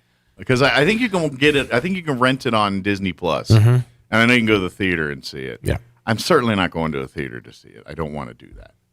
But is it worth me renting it on Disney Plus? I don't know enough about it. I mean, it's based on the ride. I know it's based on the ride. It's got The Rock, and they go on some crazy jungle cruise, and he's the boat captain. That's all I know about the story. It's not enough so many. It looks kind of like a little Jumanji without Kevin Hart. Right. That's what I says. Is Kevin Hart in there anywhere? He might play a cameo. Maybe he plays one of the animatronic hippos that are on the ride. Or like the Men in the Jungle or something. Yeah. No, it's just there's nothing that's come out recently that has made me want to put down money to go to a theater. Like nothing has been good enough to draw me back in yet. I did see a trailer. I think Ghostbusters might do that. Maybe Ghostbusters. That don't come out till like Thanksgiving though, right? The only other one I saw that could possibly do that is Free Guy, that new one with Ryan Reynolds. I have not seen the trailer for that. I'm not familiar with that.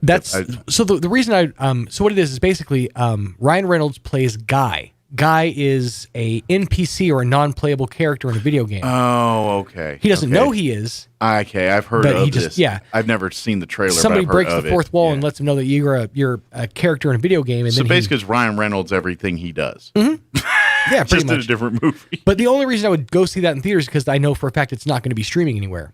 Because that's like part of their ad campaign is not streaming. Well, not yet. No, they won't be. It will eventually. Well, yeah, eventually. It sounds like that might be one of those movies I can wait for to stream. I don't know, man. That looks pretty good. Yeah. Well, I haven't seen the trailer, so I can't Yeah, you comment. did. Did I? Yeah, we watched it together. It was I don't that one, remember the trailer. It was that one where Deadpool and Korg watch the trailer together. Okay. But that doesn't really tell me much about the story. No, it didn't. It's So. yeah. You should go back and watch the actual trailer for the movie itself. Yeah.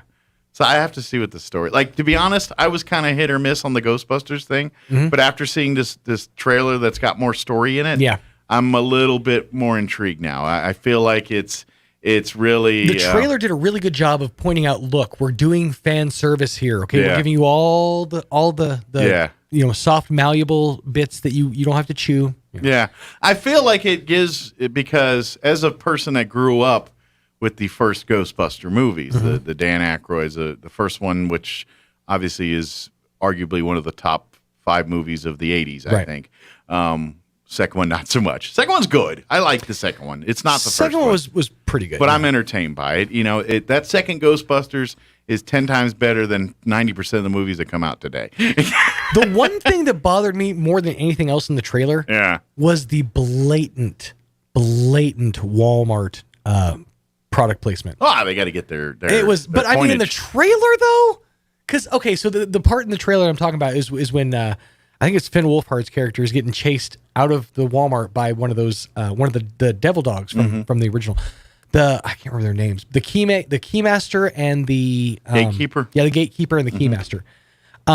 The gargoyles. Yeah, the two gargoyle characters. Whatever. So he's being chased out of the Walmart by I am one of Zool. those characters. Yeah, Zool is in control of the Gatekeeper and the Keymaster. Well, That's what it was. And I remember And seeing, those two have to come together, and that's where the Rick Moranis and the what's her face character come together in the movie. Yeah. What's her name? I know I can't. She's on Designing Women and all those. Potts. Annie Potts. Annie Potts. Yep, Annie Thank you. I did kind of. I caught they do like a Stay Puft homage Which in was there, so good. which looks almost like Oreo cookie Stay Puft kind of the little versions of it. Here's what it is. They figured out the formula. They said, okay, we're going to take all of our characters, all of our IPs, and we're just going to make them adorable little versions of it. They're Baby Yoda-ing Stay Puft. Why not? Yeah. Maybe they should do King Kong. I'll tell you this. King Kong's cute now. Watching He's that like this trailer, big. I want me a little tiny Stay Puft marshmallow. I mean, I want it more than I ever thought I wanted a Baby Yoda. I want to eat it. I want it in my belly. It's adorable. When he gets on the cracker and he puts the chocolate over himself and they start melting, I'm like, they're so cute. I want some more. That's got product. I mean, product tie-in written all over it. There's going to be and seriously, Crowbar Hershey in there. Why not? I know they're going to do this. I pray they're going to do this. When the new Ghostbusters come out, if they don't re-release Ecto Cooler High C, you will see riots in the streets. Will we? Oh my God. An entire generation of children were like addicted to Ecto Cooler High C. And then they just took it away from us. I never got into that. Oh, dude, it's the best. I must have been collecting cards out of my packs of Wonder Bread. I must have been like out playing sports and trying to get women. Yeah, no. No, You that probably wasn't were. happening. No, I'll tell you this too. I'll tell you this, Kool-Aid. If you try to pull, or High C, if you try to pull that nonsense of re-releasing it with a different flavor, we're gonna know. Yeah, we remember. Why never did High C have a guy? Like a character. Well, Kool-Aid obviously had the Kool-Aid man crashing through. Hawaiian Punch had that weird-haired, redheaded dude. I would argue High C never had anybody. I would argue that Slimer was pretty much the High C. Well, again, that was for the Ecto Cooler, but that was. But that's just a small window in High C. It wasn't though. It was. No, for High like C's been around forever. Well, yeah, High C has, but I'm saying when they put out the Ecto Cooler, that for my generation, I always associated Slimer with High C. Yeah. So- See, but that's just a small because I didn't. I grew Right. up and High C was just High C. Certain companies just they don't have the marketing. It's like if you think about Hydrox was first, but Oreo Yeah. did it better. So Well, let's face it. does Hydrox even remotely sound like a food product that you want to enjoy? Not really. Or does it sound like something that cleans your bathroom toilet? Here's why they named it that. They said they wanted to name it. They wanted it to sound back in the day when that company was founded. Products had names that were associated with clean, like things that were clean or pure. Yeah. So hydrogen and oxygen. They just took those two words and combined them, Hydrox, and that's how they come up with it. Yeah. Yep. Well, you see how that worked out. Right. Not well. Meanwhile, those Oreo guys are raking it in. Just saying, marketing works. And if your food product sounds like something that can cure of some kind of ailment you have, then you probably don't want to eat that product. Oh, so they do. They had a little girl back in the day. Oh, High C did? Mm-hmm. Yeah. That kind of rings a bell, but it didn't register with me as a young boy. So Spokes characters, but I was sitting there drinking the Kool-Aid Man. Then I guess you were drinking the Kool-Aid. But there's certain product that I could see that need to come back from based on the Ghostbusters franchise. Speaking of this world of High C and Hawaiian Punch and all that of which you speak, I had an experience that kind of was a trip down memory lane that in that realm, not big, but just so when I had my colonoscopy prep there. Okay. One of the things I bought was popsicles, and I haven't bought really popsicles in, well, I can't remember. It's been a long. I've had like the icy, the Otter Pops and those kind of things, right? But old school, just popsicles. So I ended up buying this bag, and they were just like not even like in a box that says icy pop. It was just a bag of these popsicles. I didn't pay that much attention. I was like, "Ooh, those look good," and they had the red, the green, the blue. Then they also had a couple like pina colada and banana and all that. Okay. But what I'm trying to, what it hit me with all the nostalgic feels was, it was the same popsicles that I had when I was a kid, the 2-stick jobs. Yeah, the double with sticks. the double sticks with and I don't care what you say, that popsicle tastes way different than any other. It's how popsicle should taste. I would agree. Like it's the taste, and so. I remember I just absentmindedly grabbed that, and then when I was going through and opened, my wife and I was like, "Ooh, you can have the white one. I don't like pina colada." And she's like, "Oh my gosh!" And I pulled it open, and I looked at this looks just, and I'm like, "Oh my god, this is!" And it was like a trip down memory lane. And now I'm like, it triggered that. I think I kind of want to get more of these stupid popsicles because every time I eat one, I feel like the ice cream man just rolled up on my house. It takes you right back. There's something about that certain like nostalgic hit in the mouth. Yeah, that sounds worse than it is, but no, I completely understand where you're coming from. And the problem I always had with the dual stick popsicles though, they never broke apart cleanly. No, and you know what? I think they've solidified the formula since the last time I remember, because I remember, or I'm getting weaker, because I remember as a kid I could split them. But man, these suckers! You go to split them apart. What ends up happening is the stick comes out, and then you got one giant, ridiculous popsicle. My 2021 brain resolved that I just eat around the second one and slide it out, and then I have a wider second half. I go down to the 2-stick, and then I whittle around the one and slide it out, and then I finish up on one. It's funny. My entire life, I've eaten those popsicles, and never once till literally just now did I think, well, why don't I just go get a knife and cut it in half? You can have. Because we're kids. And I know. It did never occur. Even as an adult, I'm still not doing it. I just went like this. Yeah, it took me in my mid-30s to come up with that. But no one's going to be. That's the same people that are knife and fork and pizza. Yeah, it's true. That is true. Slush Puppy does that for me.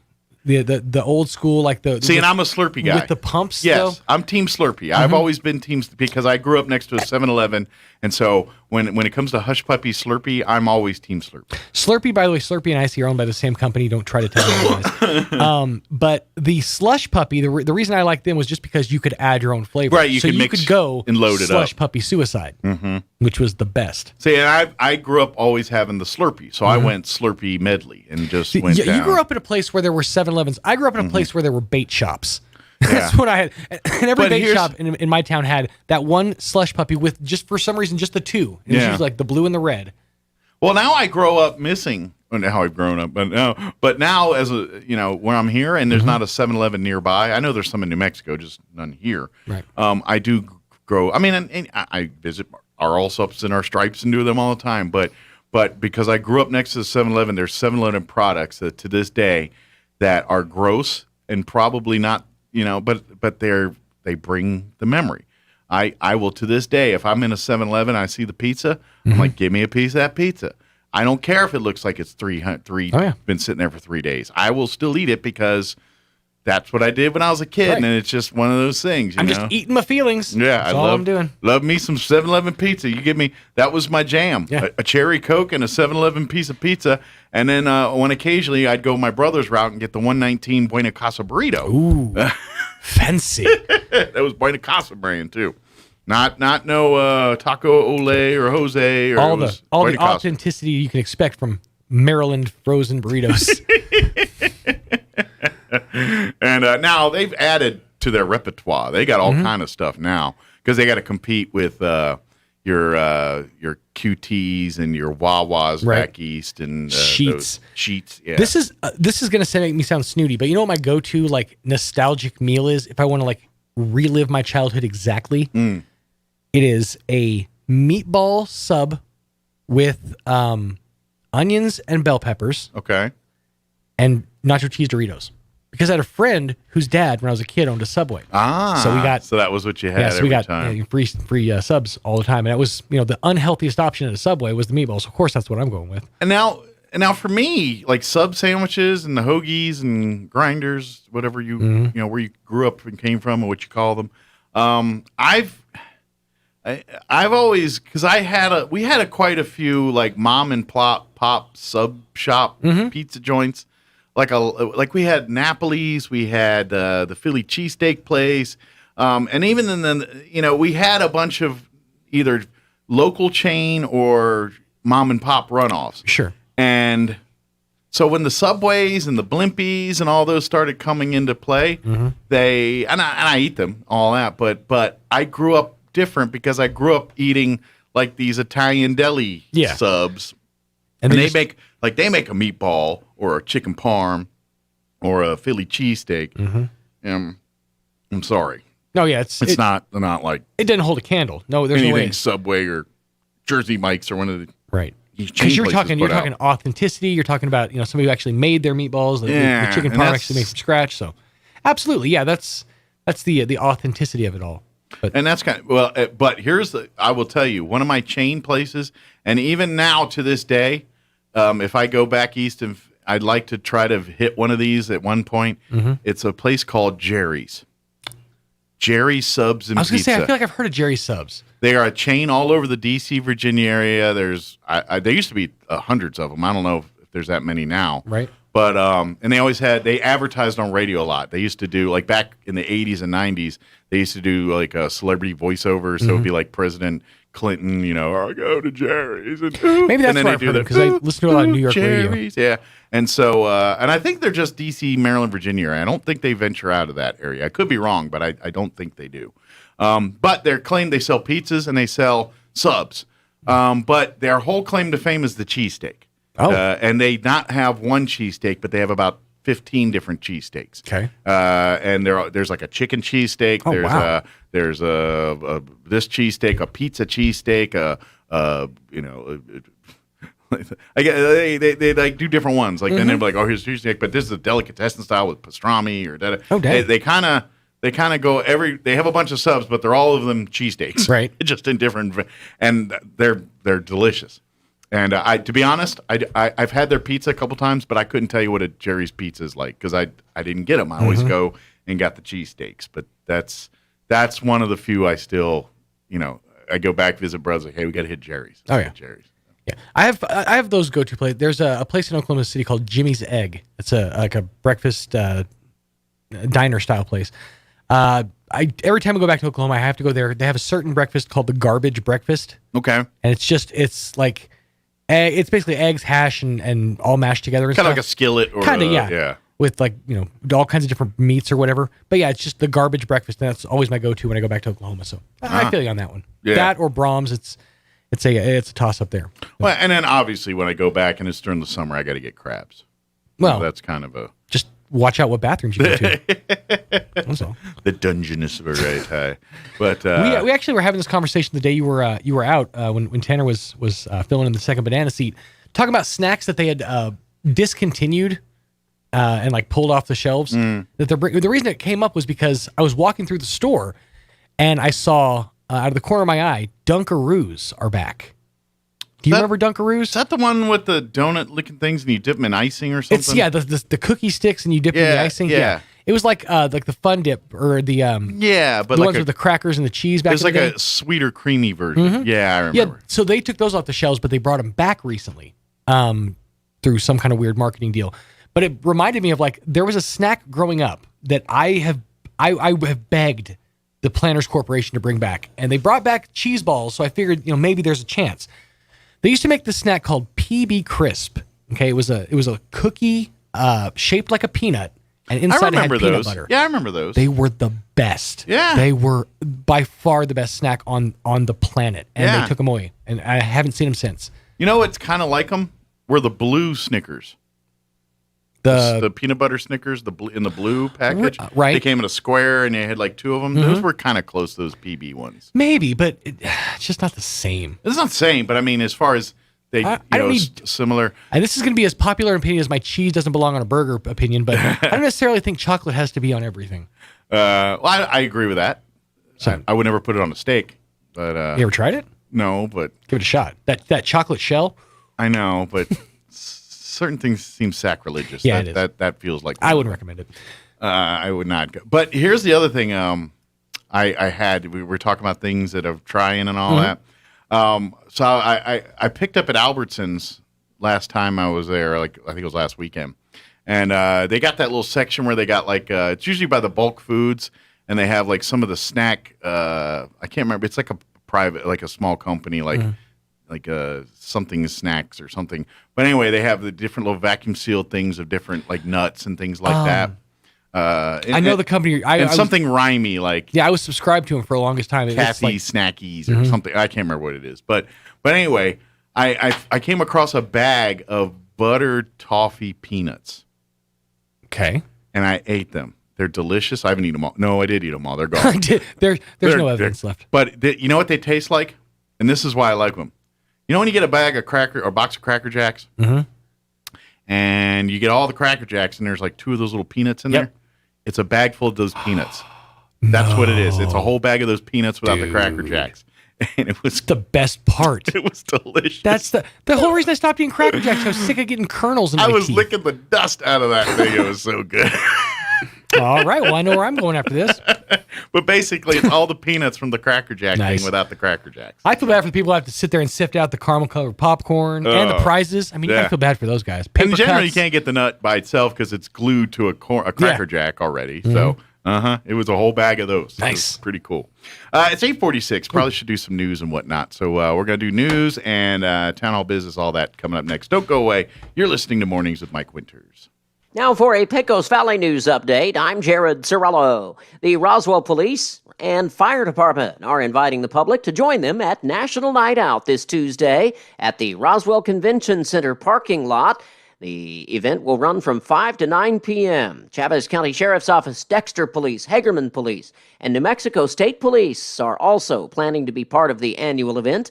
Also participating will be American Medical Response, Care Flight, New Mexico Department of Game and Fish, New Mexico Department of Health, and the 5th Judicial District Attorney's Office, which plans to bring a couple of its court facility dogs. The law enforcement, fire, and medical agencies will have some of their vehicles and equipment at the event for people to check out firsthand while they visit with the first responders. And McGruff the Crime Dog is also scheduled to make an appearance. There will be a couple of jolly jumps for kids to enjoy, and the event will feature free hot dogs and drinks, as well as free pizza provided by Domino's. You're up to date. I'm Jared Cirillo. I'm meteorologist Steve Hamilton with your Pecos Valley weather. It looks like our rain chances will be increasing a little bit by Sunday, and temperatures cooling off a little bit too. For today, an isolated thunderstorm possible. Otherwise, it'll be sunny with our highs in the low 90s. Overnight, partly cloudy, upper 60s and low 70s. Sunshine tomorrow and mid 90s. And then for Sunday, we get a bit of a change with an increasing chance of showers and thunderstorms, high near 90. That's your latest forecast. I'm meteorologist Steve Hamilton. With the SRN News Business Brief, I'm Bill Alexander. Mask sales have been rising in recent weeks as Americans worry about the surging cases of the Delta variant of the coronavirus. Retail analysts expect mask sales to continue to soar, following the Centers for Disease Control and Prevention changing course on some masking guidelines, recommending that even vaccinated people return to wearing masks indoors in parts of the U.S. where the cases are surging. International governments and companies have pledged more than $4 billion to educate 175 million children around the world. The commitments came Thursday at a conference in London hosted in part by the Global Partnership for Education. On Wall Street, the Dow gained 153 points to 35,084. The Nasdaq up 15 to 14,778. And the S&P 500 up 18 points to 4,419. With the SRN News Business Brief, I'm Bill Alexander in Washington. As a young teenager, my favorite running back was Walter Payton. For much of his career, he played on a team that was less than spectacular. He was often the best, if not the only option on the Chicago Bears offense. Over his career, he ran the ball for over 9 miles, an amazing accomplishment in the NFL. What's even more amazing is that he was knocked down by someone usually substantially bigger than him every 4 yards. Ever feel like that? You get going strong and wham, you get knocked down. In life, we have many moments where we're knocked down. Loss of a family member, betrayal by a friend, a recent breakup. We have a choice to make, to either give up or get up. Walter Payton would get up and be ready to do the same thing again, knowing he was going to get whammed. On Sunday morning at Country Club Road, we're going to talk about having the faith to get up after we've been knocked down. I hope you'll join us. Join us at the Country Club Road Church of Christ for worship at 10 a.m. on Sunday, located on the corner of Country Club and Washington in Roswell. Time to trade way up at Roswell Nissan. Forget top dollar. Right now at Roswell Nissan, they're giving tippity top dollar for your trade. And with vehicles discounted up to $9,000, you could drive away today with an unbelievably low payment. With lenders on hand and more than $2 million to lend, they can get the deal done. Cash for junkers, credit forgiveness, and zero down available make this the best time ever to buy. Plus, one-of-a-kind rides like the Acura RDX, an Alfa Romeo, and a Civic Type R. Trade way up at Roswell Nissan, 2111 West 2nd. Oasis Computers has been Roswell's trusted source for home and small business computers for over 30 years, and they continue to be your best resource for computer repairs, operating system upgrades, web root managed, antivirus, special orders, and more. Oasis Computers is now open from 8 to 1, Monday through Friday to better serve you. Service calls by appointments and after-hour appointments are available too. Stop by Oasis Computers at 1703 North Garden or call or text 575-625-9141 for even faster service. My part-time service in the Army National Guard makes it possible for me to be more for the community I call home. I'm a better neighbor because my service has taught me how important it is to be a team player. My training helps me in my classes when I give attention to detail to the task at hand. My service also allows me to be there for my community in ways others can't. I help my hometown recover after nature strikes. My service in the Army National Guard allows me to keep my country and those I care about safe from threats. I also work with a network of professionals that help me succeed. Also, the Army National Guard's education benefits make getting a higher education a reality. Being an Army National Guard soldier makes living and serving in my community more rewarding every day. Learn more about how you too can live and serve part-time close to home by visiting NationalGuard.com. Sponsored by the New Mexico Army National Guard. Aired by the New Mexico Broadcasters Association and this station. Here's a Mornings with Mike Winters fun fact. The first toilet being flushed in a motion picture was in the movie Psycho. Mike thought it was Gone with the Wind. Here's Mike Winters. And good morning. It is 8:52. Hey, a couple things put on your radar. Last minute reminders. Your 2-minute warning on a few of these. Today is the last day, the dia de final, to get applications in for the upcoming Leadership Roswell class, the class of 2021-2022. That class will they'll start their first classes here in about a month. But the deadline to get applications in to be a part of that class is today. Get your applications turned into the Chamber of Commerce, the Roswell Chamber, by close of business today, I believe by 5 p.m. Now you can get the applications on the Artesia Chamber website. You can go Leadership Roswell's alumni Facebook page. They've got copies of it or linked to the copies. get them, or you can even physically go to the chamber, say, can you get me a copy? They'll give you a copy, make sure you fill it out and turn it in by end of business today. The program is an amazing program. I graduated from it a couple years ago. It is kind of a who's who of Roswell. It's a program that mayors, city councilors, business community leaders, just about if you've seen. All of them have gone through this program, and it's an amazing program. It's been going on for 30 plus years.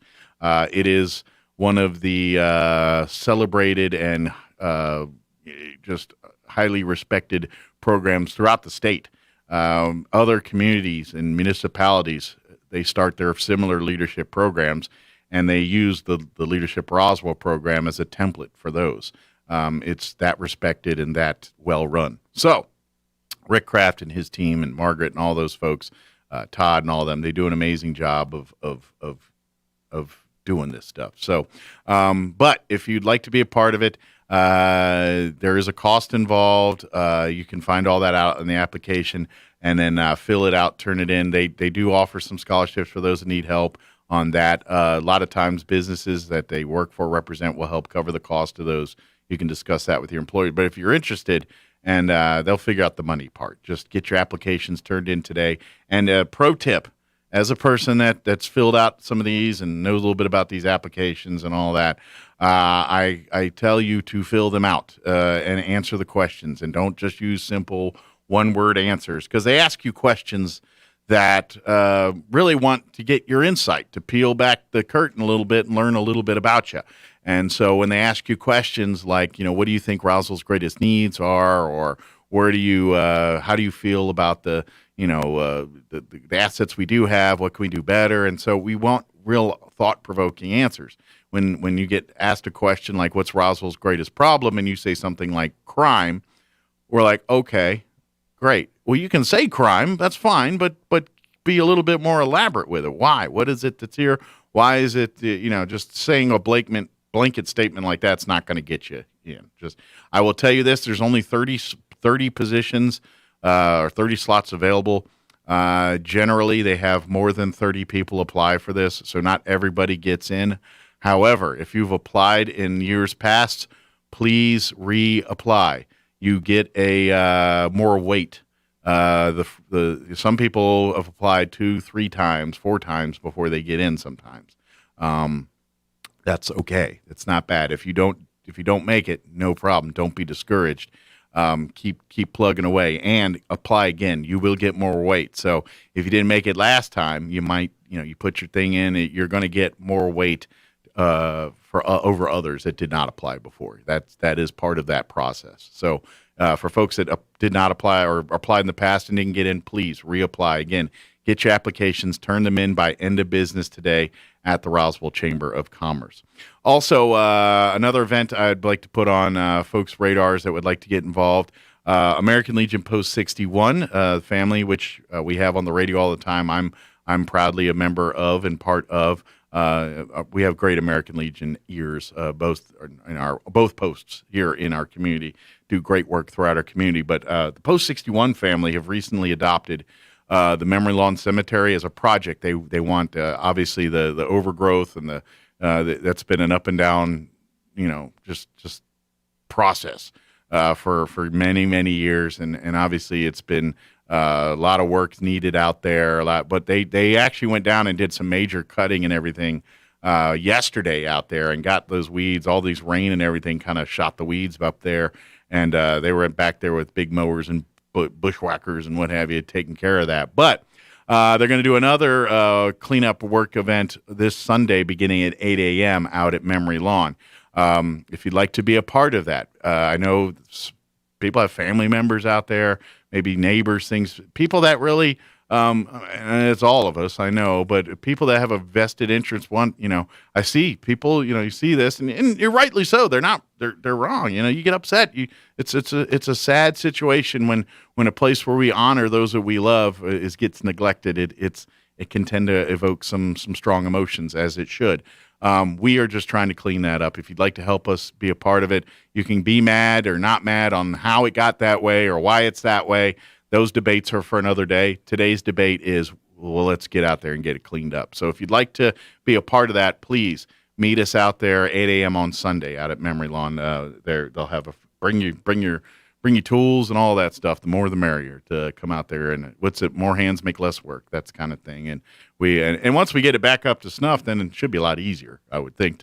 Once you got it to where you want it, then you as long as you maintain it regularly, it'll be a lot easier. And there's been a lot of hurdles, and I know people are throwing blame here and it's a whole lot of variables. I mean, the ownership changing, but they've spent money out there, and some of it didn't take. Some of it was vandals and people stealing stuff, because they talk about planting a bunch of stuff out there, and they did have water and irrigation. People stole parts of it and everything else. It's part of those things. We have some humans that do bad things, and that's contributed to that, among other things. It's a cocktail of stuff. It's not just one particular thing you could point at and say, this is why it is. It's much more than that. But I guess we as as American Legion, and I imagine some others, the point is, let's get it fixed. We can place blame or whatever you want to do. That's something for another time. Let's get this fixed, and let's get it to the way it should be, and then go there. So again, if you'd like to be a part of that, meet us 8 a.m.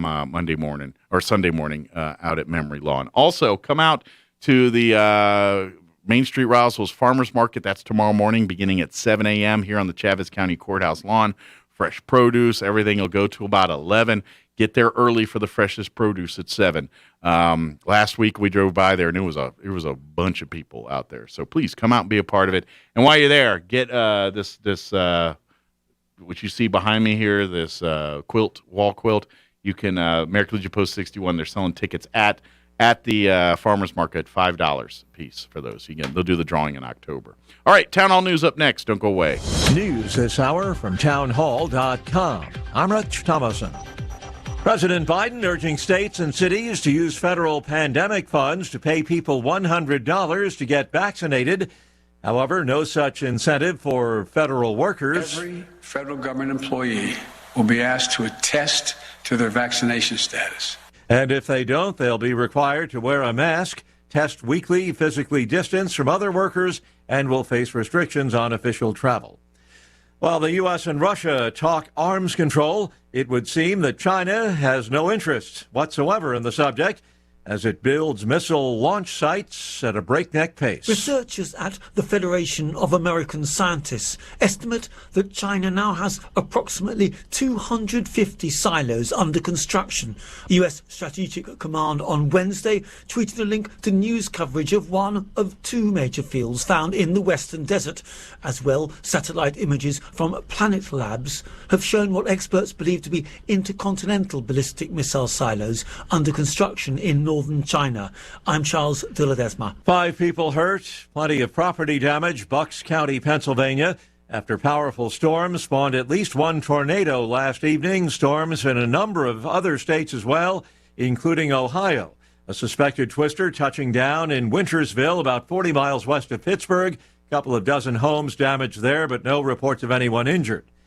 They helped American forces in Afghanistan, and now more than 200 Afghan interpreters and their family members have arrived in the U.S. for resettlement here. They had faced retaliation from the Taliban if they remained in their homeland.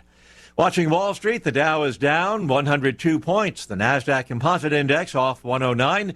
The S&P 23 points in the red. More on these stories at townhall.com. So when we brought him home, we didn't realize that Bear, the rescue dog, was actually sick. He had very flaky skin. He was dropping a lot of fur, and Levette wanted to do steroid injections, special dog food. Nothing seemed to work, so I was at a dead end. DINOVITE.com. I've been hearing Dinovite on the radio for years. It never actually crossed my mind to try it until it finally sunk in. Oh, you're talking about hair and skin, and all right. I'll try it. Well, it took probably 6 weeks, but after we started using Dinovite, no more flaky skin, he doesn't scratch and itch, and he started to put weight on. Dinovite is nutrition. I wish that we would have started the Dinovite right away. It would have been so much easier. You won't believe how happy your dog will be. Every rescue dog in America deserves Dinovite for 90 days. DINOVITE.com. A pro-democracy protester in Hong Kong sentenced to 9 years prison in the first prosecution under a new national security law. 24-year-old Tong Ying Kit was convicted of inciting secession and terrorism. Well, the reaction across most of Hong Kong is many people feel that this sentencing is relatively harsh. Of course, what this activist did less than 24 hours after the national security law was introduced, it was relatively extreme. He crashed a motorbike into a number of police officers, but he did it holding a flag, and on that flag had words, the very popular political slogans that were used during the protest movement, that were chanted and said by thousands, perhaps tens of thousands of Hong Kongers throughout 2019. The BBC's Danny Vincent says the flag read, "Liberate Hong Kong, Revolution of Our Times." News and analysis at townhall.com. Johns Hopkins University taps a Massachusetts police commissioner to serve as a public safety vice president. The move signals plans to move forward with the creation of a private police force that has sparked protests in the past. Granville Bard Jr. will oversee security for the university, its medicine campuses, and facilities worldwide starting August 30th, and play a leading role in the development and implementation of the force. The university last year paused plans for at least 2 years amid nationwide protests over police brutality. And having a vice president for public safety is a prerequisite to begin negotiations with Baltimore police to formalize police force operations. Rhonda Rockster reporting. The Russian Olympic Committee suggests that athletes who have criticized Russia's presence at the Tokyo Games are just sore losers. Critics raised concern about years of Russian doping revelations and question Russia's eligibility. More on these stories at townhall.com.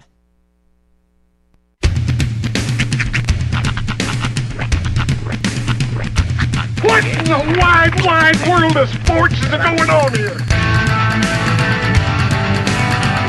I promise you, whatever scum did this, not one man in this force will rest for 1 minute until he's behind bars.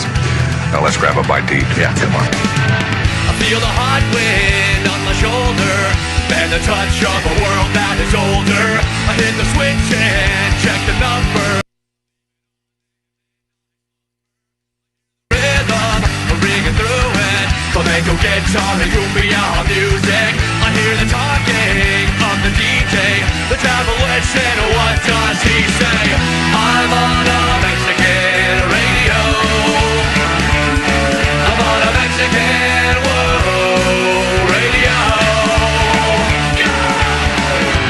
Broadcasting live from high atop the J.P. White Building in downtown Roswell, New Mexico. It's Mornings with Mike Winters on 106.5 Roswell's Talk FM. Is that what I sound like when I talk? Now, here's your host, Mike Winters. And good morning. It is 6 minutes after 9 o'clock. Welcome to hour number 3. Chris Inviernos. Of Mornings with Mike Winters, right here on 106.5 Roswell's Talk FM. Buenos Friday, everybody. Yes. Hope all of you are having a wonderful day so far. Mm-hmm. Shaping up to be a nice one, too. Yeah. It's nice weather-wise. Like, yeah, our high is like 93 today. Yeah. Which is downright perfect for summertime in Roswell. It is still July, end of July. Mm-hmm. I mean, granted, like August is Sunday or something. Right. But yeah, end of July today. And 92. And then we got rain chances Saturday night till like all next week. Yep. And there's highs like in the 80s next week. 86, 87. Man. Stuff like that. It's going to be I'm going to call it now. It's going to be a nice fall. Now, do kids go back next week? Yes, or just August the teachers? 4th. Okay. Wednesday. Yeah, Wednesday. So, sorry. Yeah, my wife swears. Here, you got to turn your mic on. Yeah, this is bad news, y'all. Yeah, she swears that kids, especially the younger ones, like when it's inclement weather, something in the tides or something, right? Like full moons and something like that. Like she swears there's something with the kids' mindsets when it's rainy. They're just more rambunctious. It makes sense. I mean, you can't. Not that they do go out and play very often, but you can't. It limits the options when it's raining outside. Well, the first day in first week of school, first couple days, if it's raining, we can't take them out. Right. That's not good on the first week. Mm-hmm. That's really not. Get them rowdy, get them rambunctious, Oh, fill them up with all the sugary stuff, and then, yeah. you got to get them acclimated Wrangle them to in. school and let them have a little bit of socialization on the first week. Hey, outside of recess. isn't there some kind of milk or something you can drink that's like calming? I keep seeing commercials for some kind of calm drink. A calm milk? Chamomile tea. No, it's like a drink. It's like an energy drink, but the opposite. Oh my It's like gosh. a refreshing drink, calming. It's supposed to. I don't know if it's got some kind of natural herb that's supposed to be a Ask calming your herb. doctor if vodka is right for you. Yeah. How much kids black Yeah, out. it's called tequila, dummy. No, I'm talking. No, there's supposedly some kind of foo-fooey, like, and I think it's called like Calm or something like that. That sounds. I think Pepsi came out with something like that. Yeah. It was like no caffeine. It has like lavender and something in it. Chamomile. Yeah. calming ingredients. Yeah. But yeah, I can imagine that would be a hassle. I've been sort of teaching Rhiannon inside games. Like I got him Indoor games? Yeah. I got him gator Okay. golf, so we've been playing that. And then I Uh-huh. taught her how to play slapjack last night. So Good. That's so, good. Yeah, she's learning It's stuff just- to do inside. It's going to make a long day for the kids. You know that's going. I'm sorry. Go ahead. Go ahead. Because they are acclimated summer at home and Mm-hmm. then they're transitioning to a school atmosphere. They need a little bit of that outside I agree. recess time. If they can't get that, it's going to be a long day for the kiddos. Teach them Texas Hold'em. Just sit them all There down you go. at tables with like the 4 of each. Have different centers That's of right. games going of Yeah, Texas Hold'em. By the end of a rainy week, you've got a classroom full of straight up gamblers. Bedding, school supplies. They'll and know when to stuff. hold them and when to fold them. I'll have to have that song in the background. You know you're starting all kinds of fights by teaching your kids slapjack, right? Mm-hmm.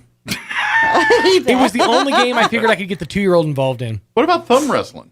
Well, yeah, but I'm talking about card game. Like I'm trying to do things with card game. Yeah, like How do you say card game? with the 8-year-old. You can do it anywhere. But then the 2-year-old wants to be involved too. So Sure. I try to think of things that me and her can do that he will not feel out of. Do they know how to play goldfish? She does. Okay. He does not. Yeah. He's almost old enough to start Yeah, he's- grasping that. He's getting close. It won't be long. He just doesn't have he has the attention span of driveway gravel Right, is the problem. Get some of those games from Vegas Vacation and play those. There you go. Guess a Guess number. which hand. Guess which hand. Whatever am I thinking of? Mm-hmm. 4, 2. Dang it. War. Oh, that's great. And get some of the yeller afterwards. There you go. And don't be stingy. Don't get cheap on me. Oh, man. You know, I need a good Dennis Quaid movie. Or Randy Quaid movie. Dennis I'm sorry. Quaid needs a good Dennis Quaid or Randy Quaid movie. A good. Well, I know Randy Quaid's cheese done slipped off his cracker, and he's gone. Like now, he's like wanted and all kinds of other stuff.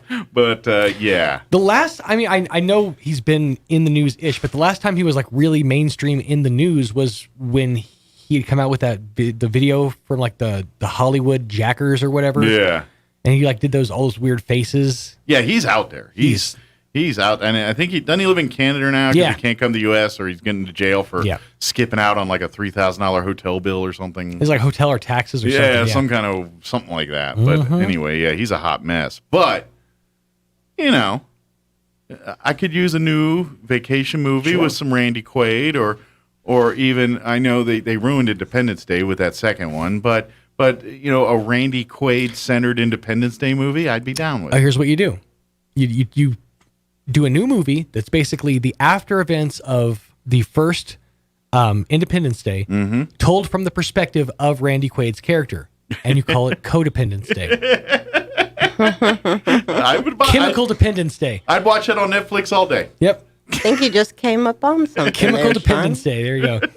Problem is, he died, so it'd have to be a prequel. Oh yeah, he did die. He did Right. die in the Independence Day, so we'd need to be a prequel. Right.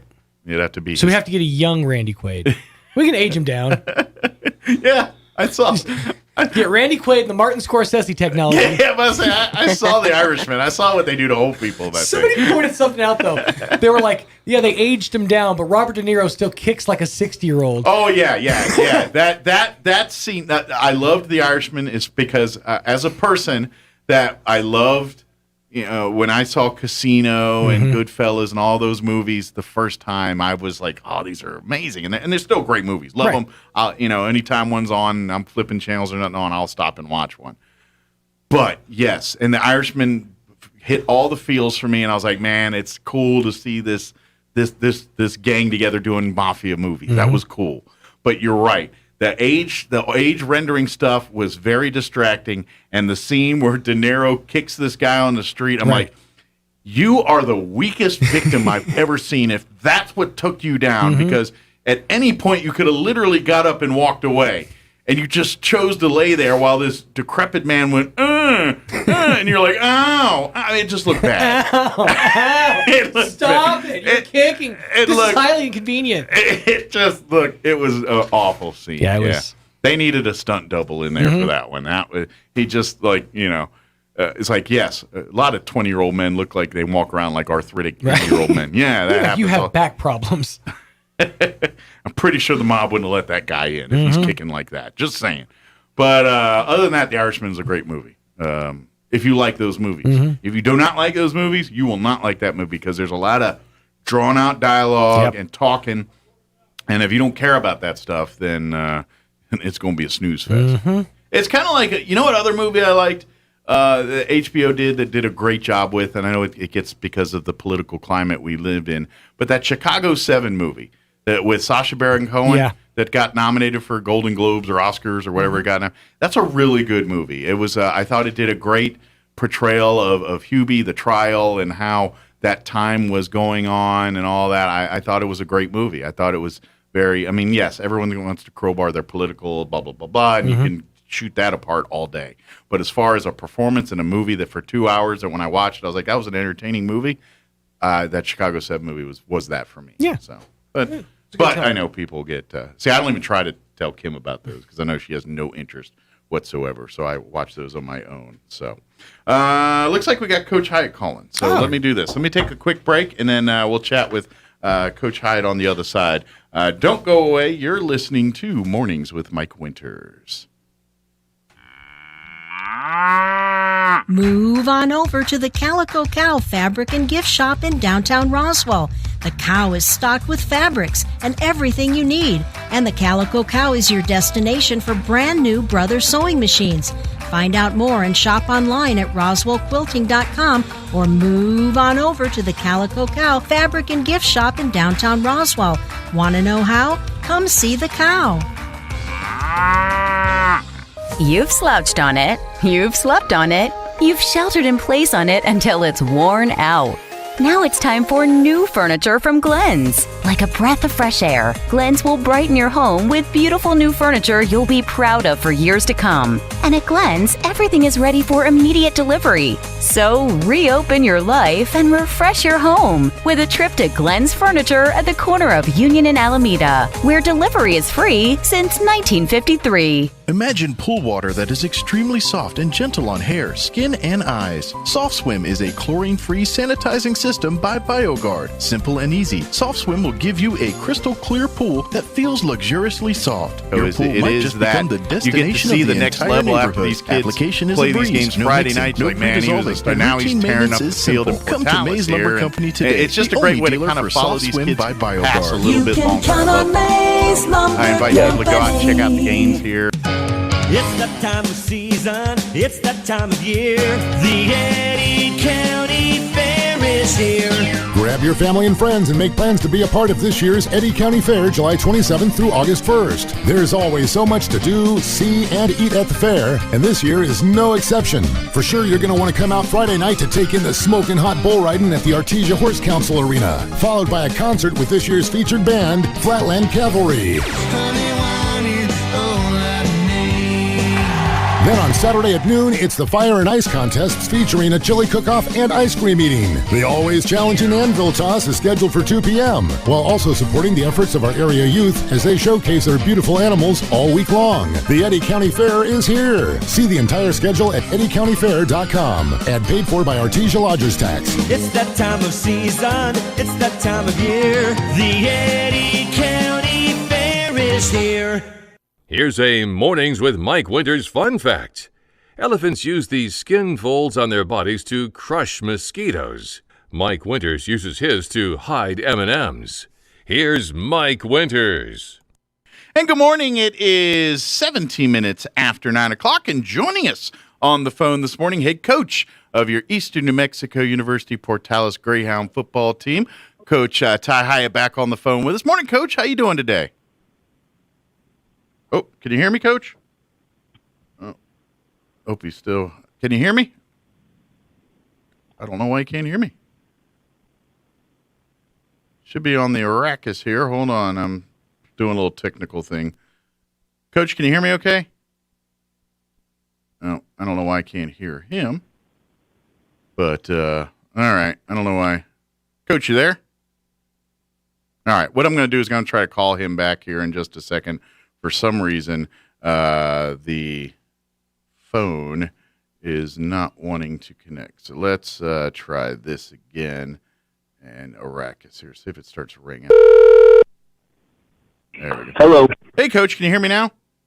I got you. Okay. Yeah. For some reason, I could hear you on the other line, but for some reason you weren't picking me up or be able to hear me there. So now we're in business. Awesome. Well, thank you, Coach, for spending some time with us today. How I know you're excited. We're less than a week away from training camp and or the off-season program of the training camp side. This is where kind of the rubber meets the road, right? Where students start putting on helmets and start actually, talking X's and O's here, right?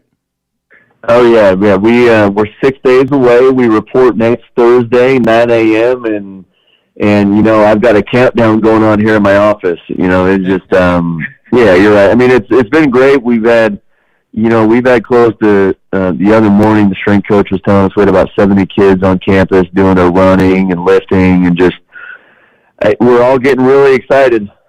I imagine and especially with I would imagine it's your first season here. You're gonna it's a new program, a new atmosphere, but then coming out of COVID, where we're really 2 years before we've had anything that looks like a normal season of any kind. And this is going to be the closest we've had in a couple years. So I imagine all those variables on top of just the beginning excitement of training camp anyway kind of makes this one light years probably bigger than some of the past training camps you've been a part of.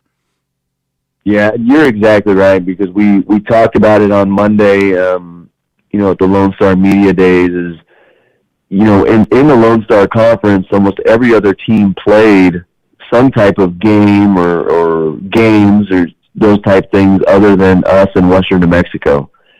So the fact that we're able to actually play for the first time, and I know I've said this before, but 18 months, because the last game that was played here at Eastern was December 7th, 2019. This is really big. This is exciting. I mean, there's a lot of people that are looking forward to it, and we know that it's going to be tough because we haven't done it 18 months. But I think everyone's really excited to attack the process and just kind of attack it one day at a time. And I can tell you, a lot of people in town in the area, they stop by. Hey, we're excited to see everything like that. They're excited for September 2nd, and I'm just sitting here trying to say, okay, well, let's just make it to August 5th, and then let's see if then we can take it one day at a time. Now, for you, Coach, I mean, obviously you've probably watched a ton of film on these players and things, so you probably got a good sense of some of the capabilities and things. But for you, forming your game plans and everything, because of the situation, I mean, are you able, like this first part of training camp, because of the time involved? I mean, do you get to implement your systems at this point? That's at the start of camp, or is it back to fundamentals first before you can get there? Because of like for you, does that, like this year's camp, does it change the tempo and the way in which you do things just because of the environment we've coming out of here? I don't think it changes so much from the technique and the teaching and the scheme, because those things, even with doing a couple things differently than have been done in the past, that's just part of, that's a part of the training camp. That's part of going through that process and the teaching and the learning and doing some new things. I would say probably the biggest thing that will be different for us as a coaching staff and a program is, if you look at the NFL, when they started to play last year, so they didn't have any of their, they had some modified training camps. They didn't have a ton of, OTAs, the team activities, those type of things. And there was actually a lot more injuries. And that's probably the biggest thing that our coaching staff is we're going to have a really good view on, is because, again, it goes back to, even here in the spring, the football team only had 6 practices before there was a coaching change and all those type of things going on. So when you look at it, when you lead up to a fall season, you typically had spring practices, a ton of workouts in the summer, those type of things. So your body is used to the violence and used to the contact, everything that goes with that. And I think that's probably going to be the biggest adjustment for us as coaches. Okay. Is that it's not going to be maybe a typical training camp where you might be in some sessions where you're doing a little bit lighter contact, just because the boys haven't had that contact, and I mean, you're talking 18 months. Gotcha. So does that kind of shift where maybe some of those sessions would have been more scheming and more physical contact? Those have turned into more conditioning type drills and skills and things to get them to that point where their body will be more season ready when September hits. Yeah, that's exactly it, and that's the fine balance, I think, with COVID, and we're not the only team that's going to adjust to it. There's a lot of teams across the country that are going through that, because it's football. At the end of the day, whether you're throwing the ball, running the ball, whatever it is, it always comes back to who can block the best and who can tackle. Sure. So there's that piece of the physicality that we have to make sure that we instill with our players and the program. I think as coaches, we just want to make sure that we don't go too far extreme either way, because if you have too much contact and banging and those types of things, you could end up with a team with 30 guys that are hurt, and then you can't practice. That's true. But then you could also go the other way, where you don't do it enough and you show up in first game of the year and physically you're not ready to play. Yeah, it is. That's why they pay you the big bucks, right, Coach? Is you got to find that balance and say, hey, and that's where but for you, that's probably the fun part. That's the part. It's all strategy. It's all, hey, I imagine for you, that's, hey, what's what can I make? What can I do in the scheduling and the way we do things to make the greatest impact when game 1 hits here for this team? And that's the chess game. And you, I think that's if you and then the coaches can figure out the right balance, then you're going to make a gazillion dollars, because that's the same thing every coach is looking for, Right. Yeah.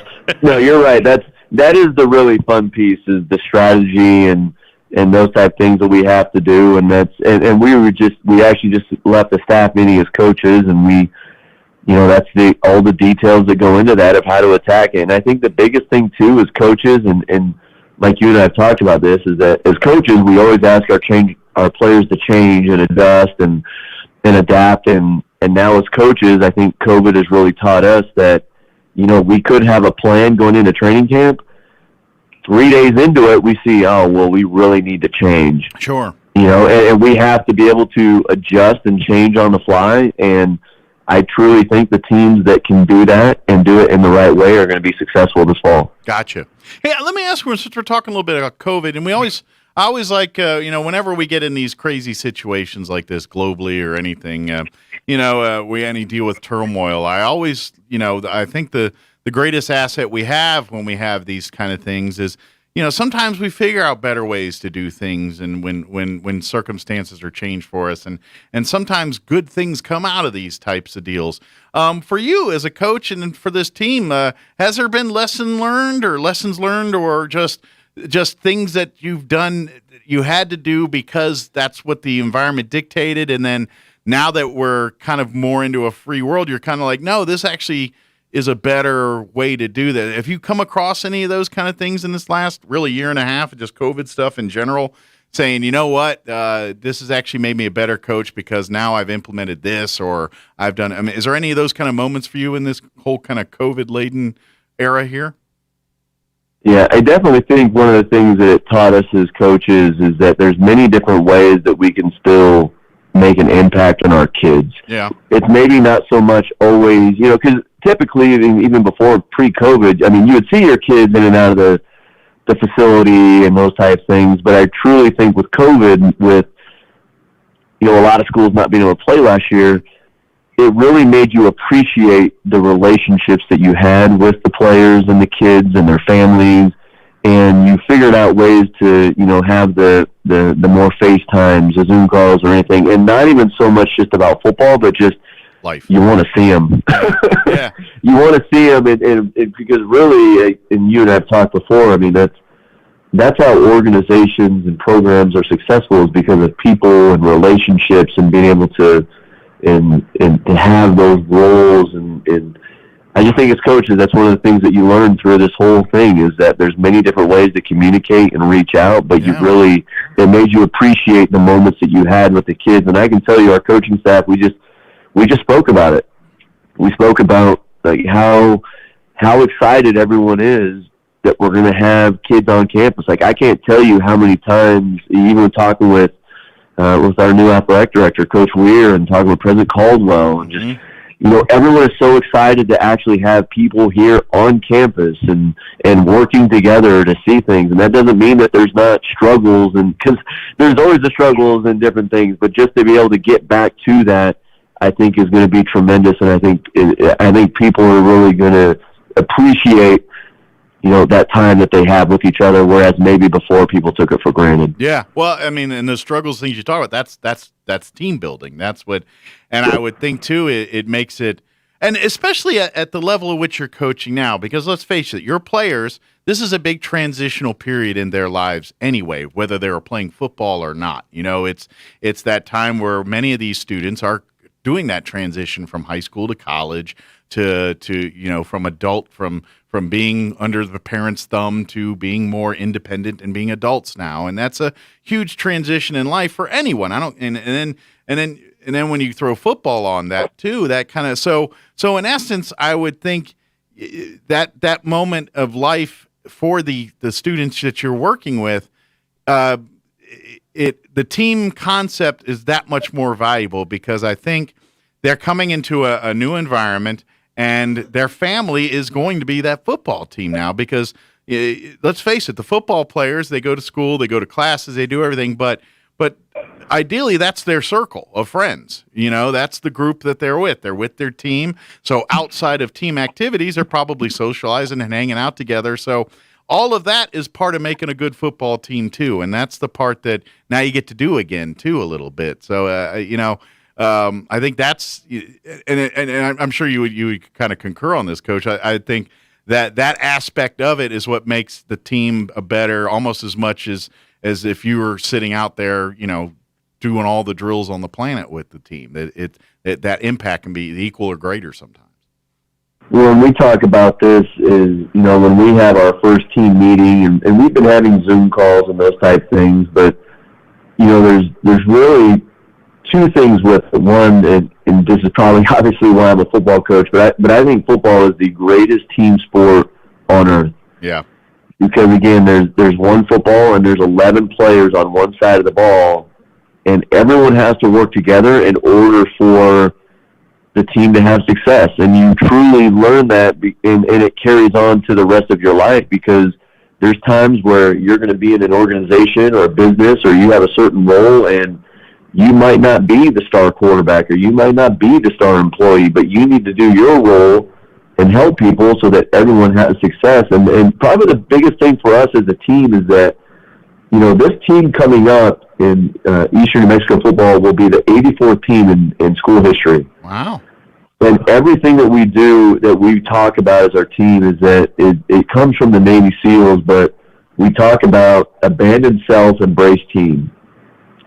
And I think in today's, with team success and with all of our players, if we truly want to be able to achieve the things that we want as a program and help the university and those type of things, our kids truly just understanding that you are going to be so much better off if you put away your personal agenda and you put away those personal desires, and if you're being asked to do something for the betterment of the team, your experience is going to be so greater. Because when we have kids come back as Eastern alumni that played football here at Eastern and 15, 20 years, I really don't think they're going to talk about the who was the All-American, or who was this, or who was this award.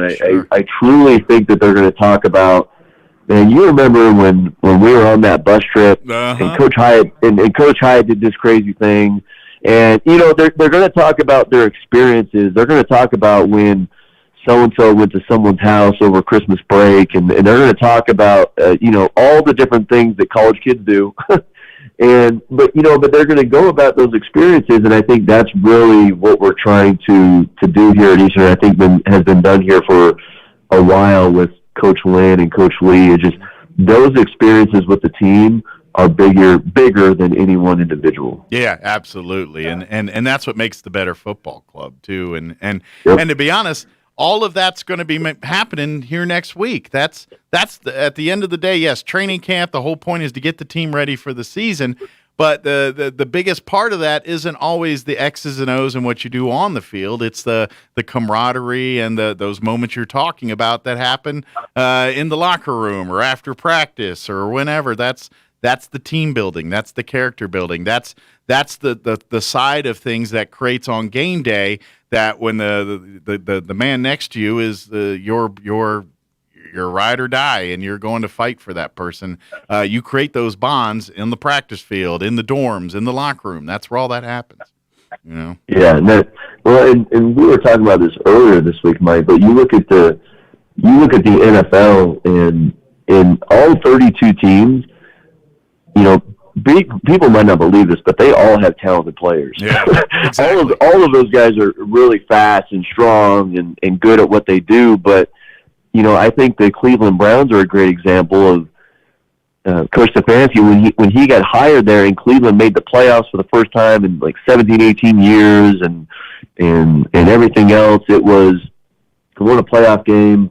They had talented players there beforehand, but the team, the organization, everything that we're touching on, it's amazing to see how those things are truly going to carry over to help you have the type of success and those experiences as a team. And you're right. Like next Thursday when we report, we're going to be taking 120, 115 individuals, football players, and especially football players. And I'll be the first one to admit this. You have some really good players that have egos. And you've got to be able to manage those personalities and those egos and type things, and you've got to galvanize it. And the teams that are able to do that the quickest and build that team usually end up having a pretty good fall. Absolutely, yeah. You got to take those egos and turn them into leaders and all that good stuff. And that work happens starting next week. That's when that happens. Yes. And to be honest, that's the beauty. That's the magic of football. That obviously you play the games and we remember the championships and the big playoff wins and the big football wins, but the real stuff is happening or will be happening here next week when all this training camp goes down, and that's where the team is built, and that's the part that's the fun part of football, because by the end of this training camp and the end of the season, there's going to be teammates and things that are probably going to have connections that will last long after their playing days are over, which is pretty cool. So, yes. Yeah, definitely. Good deal. So for next week here, is there any aspect of training camp that will be public, like scrimmages or anything you think, or is that all still up in the air, or is it still tightly locked down with all the COVID stuff? No, so we actually, and I was talking with Coach Weir about this. Yeah. We were actually going to set it up where we are going to have 2 open scrimmages for people to come watch and everything here in Greyhound Stadium. The dates that we're looking for right now are Saturday, August 21st, and then Thursday night, August 26th. Okay. And that will be open to the public and people to come watch. And I guess I've always been one of those coaches, especially in football nowadays, nothing's a secret. Right, that's true. They've got tape on everything. Yeah, we got tape on everything, and people figure it out, those type things.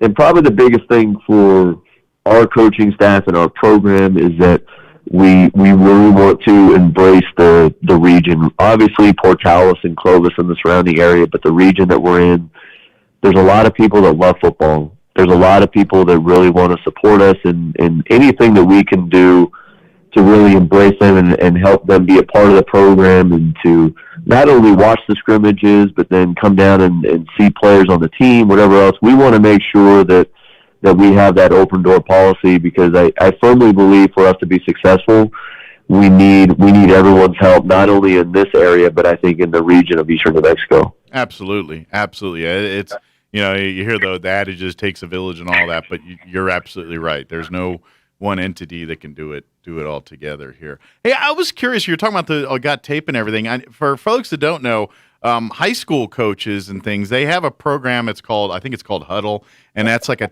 kind of a videotape exchange where coaches can do all that.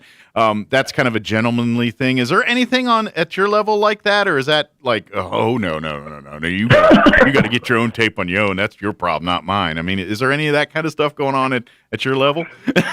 We do. So So no, we actually use the same program. So Huddle came around. It might not even be 10 years old, Mike, but Huddle, it was amazing when that came about. Yeah. Because it's all cloud-based, and with the data and the storage and being able to share film. And, when I first cut my teeth in coaching, I still remember doing and I'm not even that old, but like the DVDs, you'd have a tower in the film room, and coaches would have to take it from the camera to put it and overwrite things on a DVD, and then you take that one DVD, and you had to make sure that everything was right, because then you put it in the tower, and then you would copy all the DVDs and get it to coaches, and no, but we use Huddle, and in our conference, we have mandated, like, where we share X amount of games and those type of things, and even with Central Washington, I'm sure that there will be some type of film exchange and those type of things. So no, we definitely share film with each other and go through it, because like I said, there's really no secrets anymore. This is true. With what people are doing and everything. And part of that too is, as coaches, I really think coaching is such a unique profession, because, 364 days out of the year, coaches are going to do everything they can in their power to take care of other coaches, because it's such a tight fraternity and everything. But then there is that one day when you're playing the other team where you want nothing more than to beat them. So I think coaches, for the most part, everyone's competitive, want to get an advantage. But when it comes to film exchanges, I think probably the very same. Like, I've talked to a lot of high school coaches in the region. They want to make sure to have the film shared and everything to help, in preparation for their team. Because ultimately, I think with football, we want it to be something where everyone in the community can come and enjoy a great game. Yeah, absolutely. Although, and let's be honest, like you said, anybody can get access to stuff, and let's face it, they're looking at the film, looking for players and tendencies, and like, okay, he lowers his shoulder here, we can exploit that kind of thing. Well, guess what? The other coaches see that too, and they're doing the same things to try to correct that. So, in the movies and TV, you watch them like, we found their secret. There's a hitch in his giddy up here, and we can exploit that. And that works great for a Hollywood story, but that it's a little more. Everybody knows it. It's just a matter of, can we get the player to correct it, and that's so it's not like you just discovered like the Holy Grail or something out of there. That's not really how it really works. No, you're exactly right, because even, and we've talked about this, like at the college level, we all recruit and try and get the players that we want in our program, but just because you can go out and recruit them doesn't mean you get every single player you want. Exactly. Yeah. And that's, and we talk as coaches, that's why they put a C on our chest. That's why they call us coach. That's right. That's why you make the big bucks, right, Coach? Yeah, that's right. Well, good deal. Well, Coach, I don't want to keep here. Is there anything you definitely want to get the word out about that we just kind of skipped over for whatever reason?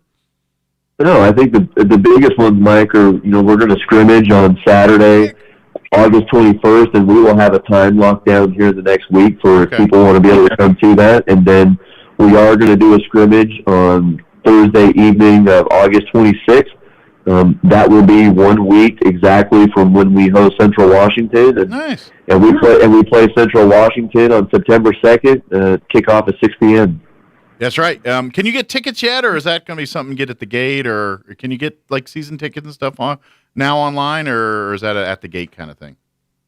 So as of right now, everything's at the gate, but I know that is something in the works, so people can go online, purchase tickets, and And I will tell you that we would love to have as many people as possible at the game come September 2nd. Yeah, let's fill that stadium. It's a beautiful stadium, and let's face it, we're all anxious for actual sports in front of us and live, and Saturdays just spending out there watching football. We're all ready for some of that. So come on out. Maybe that's it. Come at me. Maybe you're looking for a new team to embrace every Saturday. Right. That's the great bit. Now you get to see the local. It's just come out. It's fun. Football game, man. Everybody's had fun and. Yeah, and that's what it's all about. Coming out there, supporting these athletes, and then, nice Saturday afternoon or evening, or depending on game times on those. But it'll be great. So come support, and obviously we'll talk to Coach more here, and we'll gently remind you when these other dates get closer up to the actual events here. So awesome. Well, Coach, appreciate the conversation. Have an awesome weekend, and good luck next week, and have some fun. Yes, sir. Appreciate it, Mike. Thank you. All right. Take care, sir. Bye-bye. All right. That was Coach Ty Hotland, head coach of your Eastern New Mexico University Portales Greyhounds. They're getting started for training camp there. Big thank you to him there. They got a lot going on over there with the new ADs, new coaches. They're making things happen. It is 9:44. Let's go ahead and pause for local news. Sean Hannity update, town hall business, and quick break as well. We'll be back. Don't go away. You're listening to Mornings with Mike Winters. Now for a Pecos Valley News update, I'm Jared Cirillo. The Roswell Police and Fire Department are inviting the public to join them at National Night Out this Tuesday at the Roswell Convention Center parking lot. The event will run from 5 to 9 p.m. Chavez County Sheriff's Office, Dexter Police, Hagerman Police, and New Mexico State Police are also planning to be part of the annual event. Also participating will be American Medical Response, Care Flight, New Mexico Department of Game and Fish, New Mexico Department of Health, and the 5th Judicial District Attorney's Office, which plans to bring a couple of its court facility dogs. The law enforcement, fire, and medical agencies will have some of their vehicles and equipment at the event for people to check out firsthand while they visit with the first responders. And McGruff the Crime Dog is also scheduled to make an appearance. There will be a couple of jolly jumps for kids to enjoy, and the event will feature free hot dogs and drinks, as well as free pizza provided by Domino's. You're up to date. I'm Jared Cirillo. The conservative underground meets right now. This is the Sean Hannity Morning Minute. So the CDC is now again changed their mind. Now they have decided that fully vaccinated people will begin wearing masks indoors again in places with high COVID-19 transmission rate. What does that even mean? I mean, anywhere there's other people? Because I would assume anybody can have it. What are we going to play the odds? Oh, there's 10 people, you don't have to wear the mask. There's 30 people, you have to wear the mask. What does that even mean? So they now reversed their indoor. I know you were told something different. They told you that if you got vaccinated, you don't have to worry about other people. Check out the Sean Hannity radio show later today, right here. Oh, according to research, 82% of people remember radio ads. That means that 82% of you listening right now will remember that this is an ad for ZipRecruiter. If you're hiring, 82% of you will recall that ZipRecruiter makes hiring faster and easier. And 82% of you will note that you can try ZipRecruiter for free today. But you have to go to ZipRecruiter.com/free. Yes, free. 82% of you will keep in mind that ZipRecruiter's technology finds qualified people for your job and actively invites them to apply. Scott, is that you? Who are you talking to? 82% of you will also know that I, live with my mom. But the most important thing to note is that ZipRecruiter works. In fact, 4 out of 5 employers who post on ZipRecruiter get a quality candidate within the first day. Will you be part of the 82% who remember where you can try ZipRecruiter for free? It's ZipRecruiter.com/free. Again, that exclusive link is ZipRecruiter.com/free. How much? Free. That's ZipRecruiter.com/free. Free. I'm meteorologist Steve Hamilton with your Pecos Valley weather. It looks like our rain chances will be increasing a little bit by Sunday and temperatures cooling off a little bit too.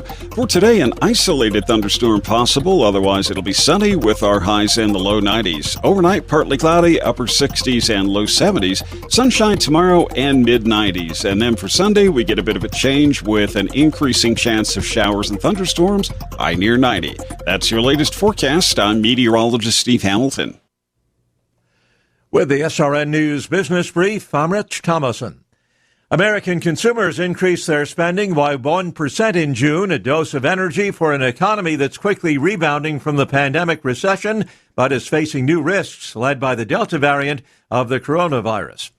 ExxonMobil swung back to a profit and topped expectations on profit and revenue during the second quarter as demand for fuel recovered from lows reached earlier in the pandemic.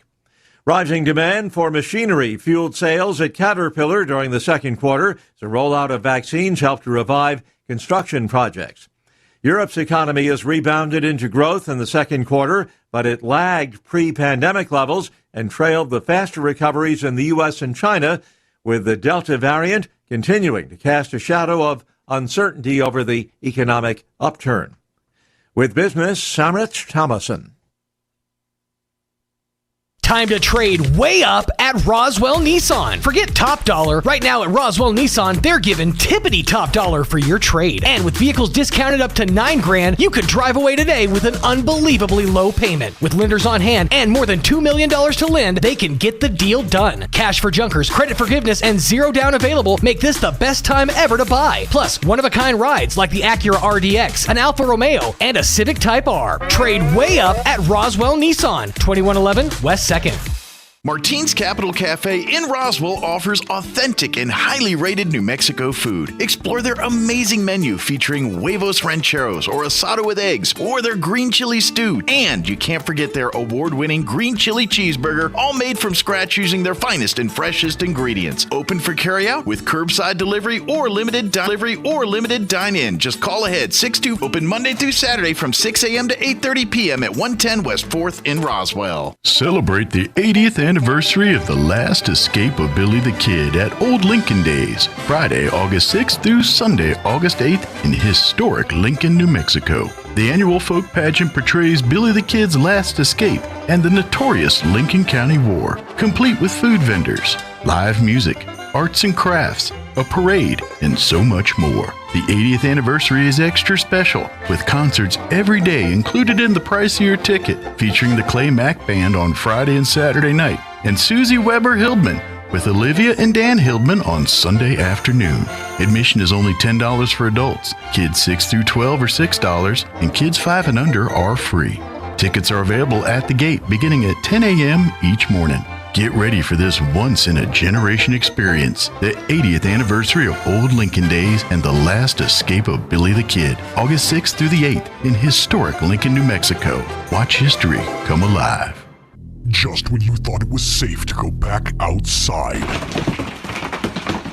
Now, Richland is having one hail of a sale. The hailstorm hit the entire inventory of new and pre-owned vehicles in stock. And those little blemishes mean huge savings. Jeeps, Chryslers, Ram pickups, Silverados, Buicks, Blazers, and all pre-owned inventory marked down to move. Don't let a few dents keep you from the vehicle you've been looking for. One hail of a sale on now at Richland Chevy Buick GMC on West 2nd. Ride for the brand. If you're missing a tooth or several teeth, a dental implant may be the ultimate solution. Implants look and feel so much like real teeth that you probably forget you have an implant. Maupin & Brown Dentistry is one of New Mexico's most experienced implant providers, with literally thousands of implant patients who are absolutely delighted with the results. Call Maupin & Brown today for an evaluation. You'll be surprised how affordable implants can be. Maupin & Brown, your choice for experienced, state-of-the-art dentistry. Being in the Army National Guard is about more than just serving your country. It's about being there for your community when your neighbors need you most. The Army National Guard makes college affordable. Serving part-time lets you attend school full-time while you take advantage of education benefits that can help you graduate debt-free. If a civilian career is your goal, serving part-time allows you to work at a full-time job. The skills, qualities, and contacts you'll develop in the Guard can open doors to a great civilian career. Want to serve but worried about being away from friends and family? Part-time service in the Army National Guard allows you to serve close to home. Serving in the Army National Guard lets you have the life you want while you enjoy the many benefits of serving your community and nation. You owe it to yourself to learn more about how the Army National Guard can fit into your life. Visit NationalGuard.com. Sponsored by the New Mexico Army National Guard. Aired by the New Mexico Broadcasters Association and this station. Here's a Mornings with Mike Winters fun fact.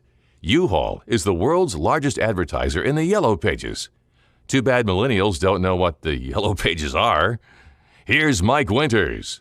And good morning. It is 9:53. Got a few minutes here before we wrap up today's show. If you missed any part of our show, you can check it out at your leisure.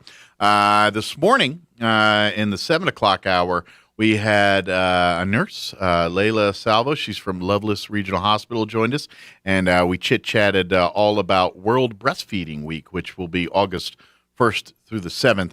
And, of course, Loveless has lots of different opportunities to help if you need, as a mother, expecting mother, or a mother that could use information, advice, help, any of that. Folks at Loveless can help you with all that. Go to their website, check it out, learn more, and learn more about World Breastfeeding Week as well, and raising awareness for the importance of breastfeeding. So we talked all about that in the 7 o'clock hour. 8 o'clock hour, we had time to chit-chat, so that's what we did, chit-chatted for a little bit. And then, of course, earlier this hour, we had head coach of the Eastern New Mexico University Portales Greyhound football team, Coach Ty Hyatt, joined us, had a great conversation. They're getting training camp underway next Thursday, so we talked a little bit about that. So if you missed any of those interviews, check them out at your leisure.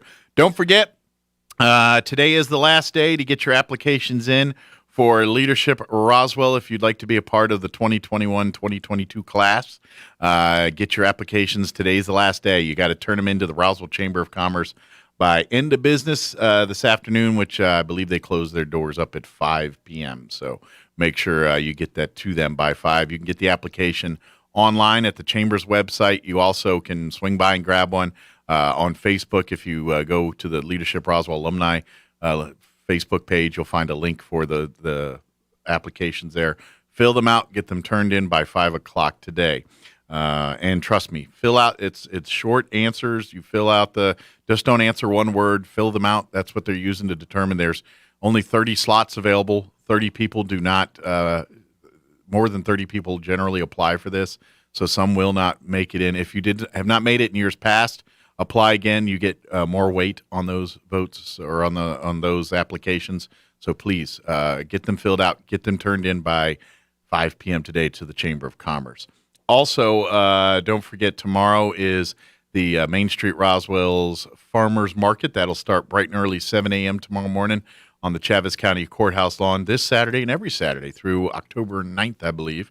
Get out there early for best selection of produce and things, but they'll be out there till 11. While you're out there, please visit my friends at American Legion Post 61. They'll have a table out there. If you see this beautiful wall quilt that's hanging behind me here, it will be out there, but that is also they're auctioning this off. $5 tickets. All the proceeds go to American Legion Post 61 to help do projects and all the things we're doing right now. But you can get that $5 as a ticket. You can get them out there at the farmers market on Saturday. The drawing will take place in October after the farmers market's over. But it's a beautiful quilt. Hand stitched. It's really cool. Also, speaking of American Legion Post 61, two things to get on the radar. One, this Sunday, they're going to be doing another cleanup at the Memory Lawn Cemetery. They were out there yesterday, and they whacked a bunch of weeds and knocked down a bunch of stuff. They are going to do another project beginning at 8 a.m. Sunday morning. You're like, I know that's early. Well, it's hot. Get out there early.